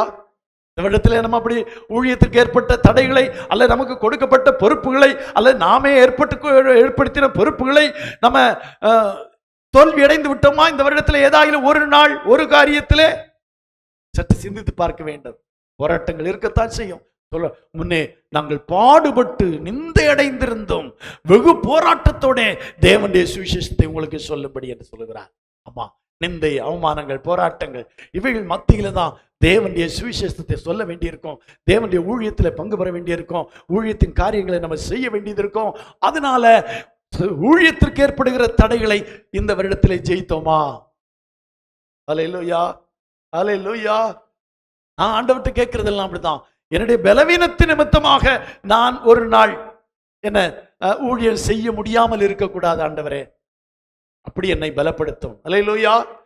முடியல அதனால இன்னைக்கு பிரசங்கம் பண்ணல, முடியல அதனால இந்த ஊழியத்தை செய்யல அப்படின்னு வந்துடக்கூடாது ஆண்டவரே, என்னை நீர் பலப்படுத்த வேண்டும். நான் எனக்கு கொடுக்கப்பட்ட அந்த ஊழியத்தை, அது பிரசங்கமா இருக்கட்டும், ஒரு வீட்டிலே போய் சந்திப்பதா இருக்கட்டும், எந்த ஒரு ஊழியமா இருக்கட்டும், என்னுடைய பலவீனத்தின் நிமித்தமாக அந்த ஊழியம் தடைபட்டு விடக்கூடாது. அதான் நான் ஆண்டவர்கிட்ட கேட்டே இருக்கிறேன். இத்தனை வயதாகி விட்டது ஆண்டவரே, எனக்கு அப்படி ஒரு நிலைமையை அனுமதிக்கல, இனிமேலும் அனுமதிக்க கூடாது ஆண்டவரே என்றுதான் நான் ஜெபித்துக் கொண்டிருக்கிறேன். எவ்வளவு பாடுகள் நீங்க இருக்கிறத நினைக்கிறீங்களா? எனக்கு என்னென்ன பாடுன்னு சொன்னா நீங்கெல்லாம் ஐயோன்னு தலையில கை வைப்பீங்க. பாடுகள் மட்டும் இல்ல, பலவீனங்களும் ஏராளம் இருக்கிறது, எல்லாம் இருக்கிறது. ஆனால் அதன் மத்தியிலும் அதையெல்லாம் மேற்கொண்டு தேவனுடைய ஊழியத்தை செய்யும்படியாக தேவன் எனக்கு கிருபை பாராட்டி இருக்கிறார். அல்லேலூயா. அப்படியானால் ஊழியத்திற்கு ஏற்படுகிறதான போராட்டங்களை நம்மை ஜெயித்து நம்முடைய ஊழியங்களை தொடர வேண்டும். அடுத்தபடியாக எபிரேயர் 12ஆம் அதிகாரம் 4ஆம் வசனத்தை வாசிக்கலாம். எபிரேயர் 12:4. பாவத்திற்கு விரோதமாய் போராடுகிறதில் இரத்தம் சிந்தப்படத்தக்கதாக நீங்கள் இன்னும் எதிர்த்து நிற்கவில்லையே. அடுத்தபடியாக நம்முடைய வாழ்க்கையில வருகிற பாவத்திற்கு விரோதமாய் போராட்டம், பாவத்திற்கு விரோதமான போராட்டம். பாவம் எப்போதும் வேதம் சொல்லி இருக்க ஒரு வசனம் சொல்லியில, பிரசங்கி இல்லையா, நீதிமொழியில, பாவம் உங்கள் வாசற்படியிலே படுத்து கிடக்குமா? ஆதியாகமத்திலையா? ஆதியாகமத்திலையா? சரி, பாவம் வாசற்படியிலே படுத்து கிடக்குமா அப்படின்னா என்ன? நீ வீட்டுக்குள்ள போகும்போது பாவம் இருக்காது, வீட்டுக்குள்ள போயிட்ட சரியாயிடுச்சு. ஏன்னா எங்க படுத்திருக்கு? நீ வெளியே போகும்போது அந்த பாவம் கூடவே வரும். பாவம் எப்பொழுதும் தொடர்ந்து பிடிக்கக்கூடிய ஒரு வல்லமையுடையது. பாவம் தொடர்ந்து பிடிக்கக்கூடியது. அப்படிதான் வசனம் சொல்லி, பாவம் உங்களை தொடர்ந்து பிடிக்கும் அப்படின்னு வசனம் சொல்லி இருக்கு. இப்போ சொல்லப்பட்டிருக்கு, பாவத்திற்கு விரோதமாய் போராடுகிறதில் ரத்தம் சிந்தப்படத்தக்கதாக நீங்கள் இன்னும் எதிர்த்து நிற்கவில்லையே. நீங்கள் எல்லாம் பாவத்திற்கு எதிர்த்து நிற்கிறீர்கள், உண்மைதான். சில பாவங்களுக்கு நம்ம எதிர்த்து அதை ஜெயிக்கிறோம். ஆனா பவுலுங்க சொல்றாரு பாருங்க, ரத்தம் சிந்தப்படத்தக்கதாக நீங்கள் இன்னும் எதிர்த்து நிற்கவில்லையே. அப்படின்னா என்ன? ரத்தத்தை சிந்தியாகிலும் அந்த பாவத்தை மேற்கொள்ள வேண்டும், போராட வேண்டும். நமக்கு வாழ்க்கையில் ஒரு பாவம் வருகிறது என்று வைத்துக் கொள்வோம். இதெல்லாம் பாவம்னு நமக்கு நன்றாய் தெரியும். இது பாவம் இல்லைன்னு யார்கிட்ட கேட்டாலும் சொல்லுவாங்க. இது பாவம்னு எல்லாரும் உலக மனுஷனே சொல்லுவான்.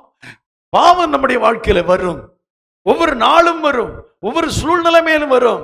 ஆனால் அதற்கு எதிராக போராடணும். அல்லேலூயா, அல்லேலூயா. நானும் போராடத்தான் செய்யறேன் பாஸ்டர், ஆனா சில போராட்டங்களை ஜெயிக்க முடியலன்னு சொல்றோம். அப்ப ஆண்டவர் சொல்றாரு, அதான் இந்த வசனம் நமக்கு சொல்லி இருக்குது. சரிதான்ப்பா, சில பாவங்களை நீ போராடுற, ஜெயிச்சிடுற. ஆனா சில போராட்டங்களை சில பாவங்களை முடியலன்னு விட்டுறியே.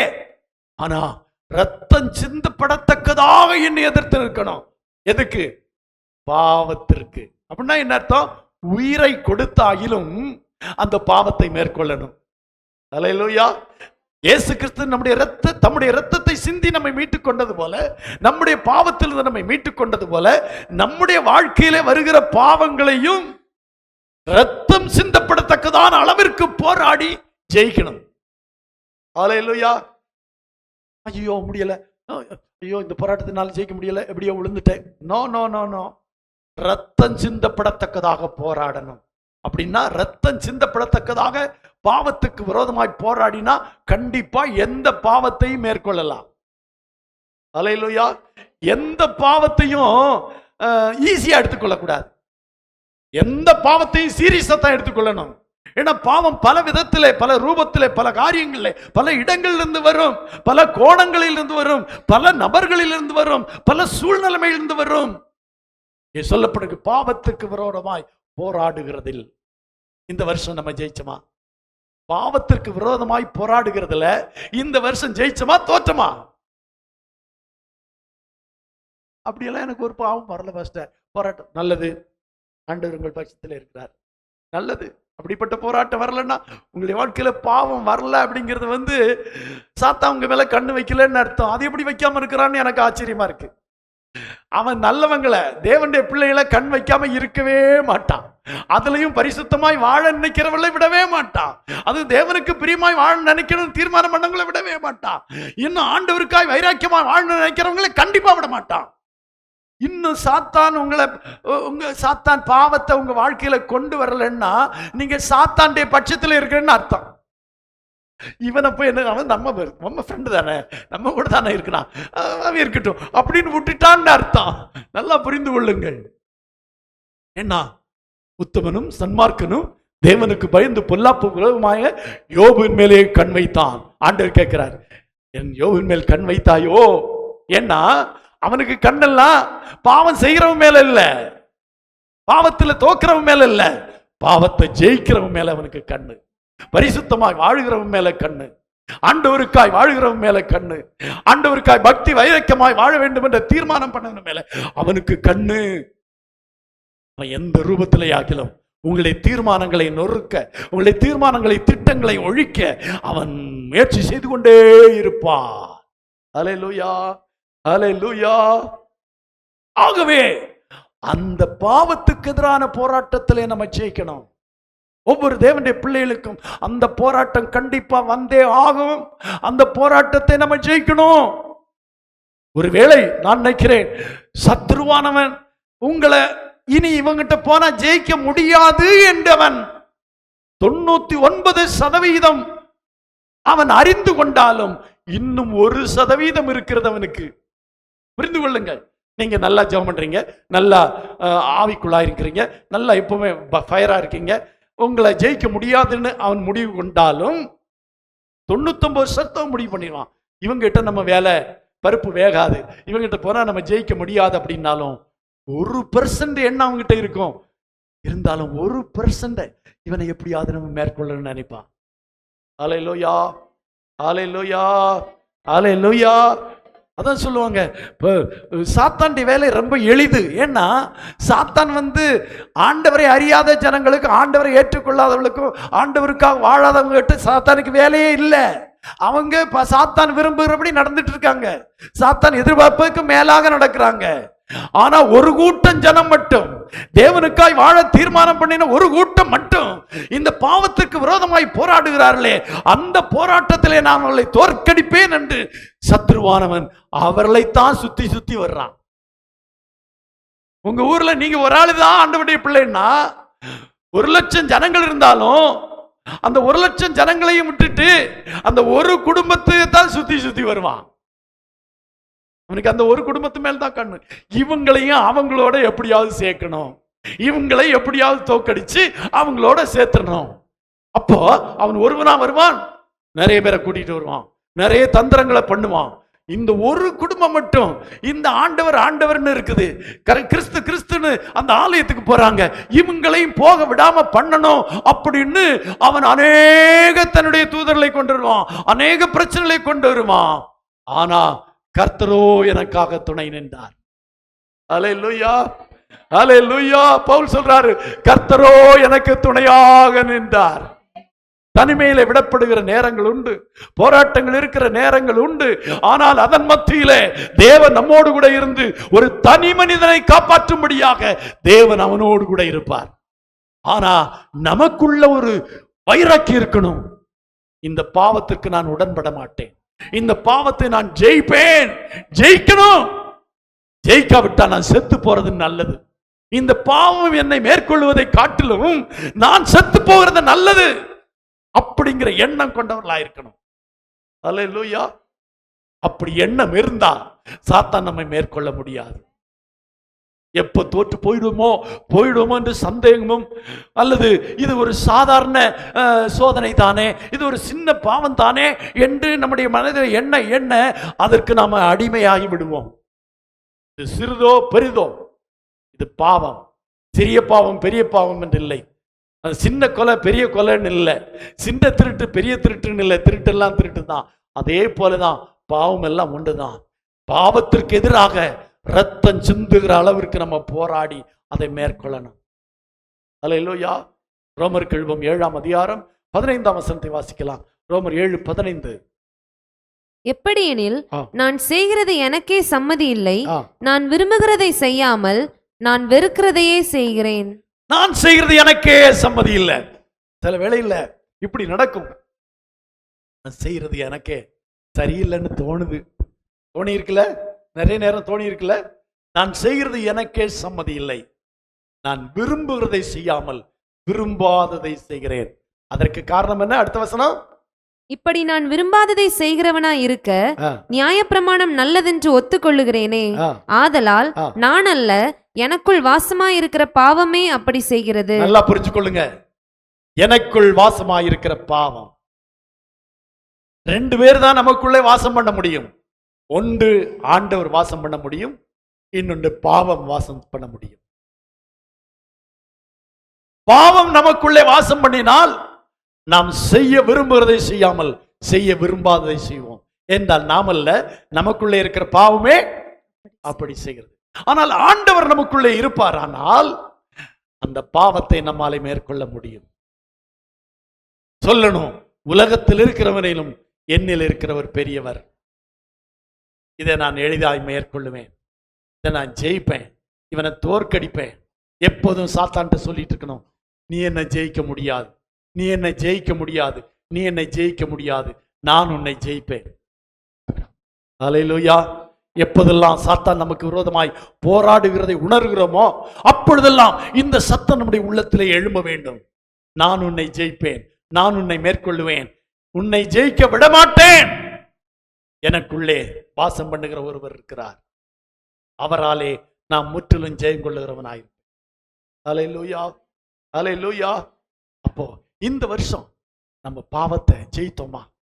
20ஆம் வசனத்தை கூட வாசிக்கலாம். 20ஆம் வசனம், அந்தபடி நான் விரும்பாததை நான் செய்தால் நான் அல்ல, எனக்குள்ளே வாசமாயிருக்கிற விரும்பாததை நான் செய்தால் நான் அல்ல, எனக்குள்ளே வாசமாயிருக்கிற பாவமே அப்படி. விரும்பாத காரியம் எனக்கு பிடிக்கலதான், ஆனா செஞ்சுட்டேன். எனக்கு பிடிக்கல ஆனா செஞ்சிடுறேன் அப்படின்னா நமக்குள்ளே தேவன் அல்ல வாசம் பண்ணுகிறது, நமக்குள்ள என்ன வாசம் பண்ணுகிறது? பாவம் வாசம் பண்ணு. அல்லேலூயா, அல்லேலூயா. ஆகவே 2024ஆம் வருடத்துல நம்ம பாவத்தை ஜெயித்தோமா? பாவம் நம்மை மேற்கொண்டதா? பாவம் நம்மை மேற்கொண்டதா? நாம் பாவத்தை மேற்கொண்டோமா? சற்று யோசித்து பார்க்க வேண்டும். 1 பேதுரு 2ஆம் அதிகாரம் 11ஆம் வசனத்திலே சொல்லி இருக்கிறது. 1 பேதுரு 2:11 வாசிக்கிறோம். பிரியமானவர்களே, அந்நியர்களும் பரதேசிகளுமாயிருக்கிற நீங்கள் ஆத்துமாவுக்கு விரோதமாய் போர் செய்கிற மாம்ச இச்சைகளை விட்டு விலகி. ஆத்துமாவுக்கு விரோதமாய் போர் செய்கிற மாம்ச இச்சைகள். ஆத்துமாவுக்கு நமக்குள்ளே ஆண்டவர் ஒரு நல்ல ஆத்துமாவை கொடுத்திருக்கிறார். அல்லேலூயா. இது யாருக்கு மட்டும்தான் உண்டு என்றால் தேவனுடைய பிள்ளைகளுக்கு மட்டும்தான் ஆத்துமா உண்டு. வேற எல்லாருக்கும் ஆத்துமா இல்லை. அவங்களுக்கு உயிர் போச்சுன்னா போச்சு. ஆனா நமக்குள்ளே இருக்கிற இந்த ஆத்துமாவுக்கு விரோதமாக போர் செய்கிற மாம்ச இச்சைகள். அப்போ ஆத்துமாவுக்கு விரோதமாய் ஒரு போராட்டம் நடக்கிறது, போர் நடக்குது. அந்த போராட்டத்தை நம்ம ஜெயிக்கணும். உலகப்பிரமாணமான சில காரியங்கள்ல நம்ம என்ன சொல்லுவோம், சில காரியங்களே நம்ம தோல்வி அடைந்து விட்டோம் என்று வைத்துக் கொள்ளும். ஆனா இந்த ஆத்துமாவுக்கு விரோதமாய் போர் செய்கிற அந்த மாம்ச இச்சைகள், ஆத்துமாவுக்கு விரோதமாக யார் தான் போராட முடியும்னா மாம்ச இச்சைகள் தான் போராட முடியும். அந்த மாம்ச இச்சைகளை விட்டு விலகி இருக்கிறோமா? இந்த 2024ஆம் வருடத்துல ஆத்துமாவுக்கு விரோதமான போராட்டம் நடக்கிறது. அதுல நாம ஜெயிக்கிறோமா, சாத்தான் ஜெயிக்கிறோமா? கொஞ்சம் யோசித்து பாருங்க.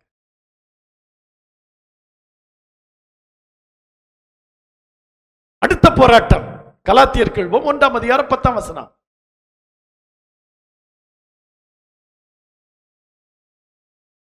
இப்பொழுது நான் மனுஷரையா தேவனையா யாரை நாடி போதிக்கிறேன்? மனுஷரையா பிரியப்படுத்த பார்க்கிறேன்? நான் இன்னும் மனுஷரை பிரியப்படுத்துகிறவனா இருந்தால் நான் கிறிஸ்துவின் ஊழியக்காரன் அல்லவே. மனுஷனையா தேவனையா யாரை பிரியப்படுத்துவேன்? இந்த வருஷத்துல நிறைய நாட்கள் இந்த மாதிரியான போராட்டம் நமக்கு வந்திருக்கும். ஒரு காரியத்தை இப்படி எடுத்துக்கொள்ளும். நம்ம இன்னைக்கு ஆலயத்துக்கு புறப்பட்டு இருக்கோம், ஒரு கெஸ்ட் வந்துட்டாங்க, வராத கெஸ்ட் வந்துட்டாங்க, அப்படி எடுத்துக்கொள்ளும். வராத கெஸ்ட் வந்துட்டாங்க, என்ன செய்யறதுன்னு புரியல. ஒரு பக்கம் ஒரு போராட்டம், ஐயோ வராதவங்க வந்திருக்கிறாங்க, இன்னொரு பக்கம் ஒரு போராட்டம், ஐயோ ஆராதனையை விட முடியாது. இப்ப இதுல நம்ம யாரை பிரியப்படுத்துவோம்? தேவனையா மனுஷனையா? யாரை பிரியப்படுத்துவோம் சொல்லுங்க பார்க்கலாம். மனுஷனை பிரியப்படுத்தினா நம்ம தேவனுடைய ஊழியக்காரனால, தேவனுடைய பிள்ளைகளே அல்ல. இப்படிப்பட்ட சூழ்நிலைமை நம்முடைய வாழ்க்கையில இந்த வருஷம் வந்திருக்கும். 2024 வருஷத்துலயும் மனுஷனையா தேவனையா யாரை பிரியப்படுத்துகிறது என்ற ஒரு போராட்டமான சூழ்நிலைமை கண்டிப்பா வந்திருக்கும். அதுல நம்ம யாரை பிரியப்படுத்தணும்? அதுல நம்ம யாரை பிரியப்படுத்தணும்? இந்த வருஷத்துல நம்ம தேவனை பிரியப்படுத்தி இருக்கிறோமா, மனுஷனை பிரியப்படுத்தி இருக்கிறோமா? அதாவது மனுஷனுக்காக தேவனை விட்டிருக்கிறோமா? மனுஷனுக்காக ஆராதனை விட்டிருக்கிறோமா? மனுஷனுக்காக தேவனுக்கு கொடுப்பதை விட்டிருக்கிறோமா? மனுஷனுக்காக ஜெபிப்பதை விட்டிருக்கிறோமா? மனுஷனுக்காக நம்முடைய உபவாசத்தை விட்டிருக்கிறோமா? மனுஷனுக்காக எதையாயிலும் மனுஷனை பிரியப்படுத்தும்படியாக தேவனை துக்கப்படுத்தி இருக்கிறோமா? எப்பொழுதாயிலும் மனுஷனை பிரியப்படுத்தினோமானால் தேவன் துக்கமடைவார். தேவனை பிரியப்படுத்தினால் மனுஷன் துக்கமடைவான். இது இயற்கை. ஆனா இதில் நான் ஒன்றை தெரிந்து கொள்ள வேண்டும். மனுஷன் துக்கப்பட்டா பட்டுட்டு போறான். என ஆண்டவரை நான் துக்கப்படுத்தக்கூடாது. மனுஷனை நான் பிரியப்படுத்தாவிட்டா பரவாயில்ல, என் தேவனை மட்டும்தான் நான் பிரியப்படுத்தணும் அப்படின்னு ஒரு தீர்மானத்தை எடுத்துக்கணும். இந்த வருஷம் அப்படி செஞ்சோமோ தெரியலையோ. இப்ப நான் சொன்ன கொஞ்சம் காரியங்கள் தான் சொல்லி இருக்கிறேன். இன்னும் சில காரியங்களை சொல்லணும். என்ன சொல்ல விரும்புறேன்னா, இந்த வருஷத்துல இந்த சொல்லப்பட்ட 6-7 காரியம் சொன்னேன்னு நினைக்கிறேன். இதுல நம்ம ஜெயம் கொண்டிருக்கிறோம். நம்ம ஆராய்ந்து கண்களை மூடி ஜெபிப்போம்.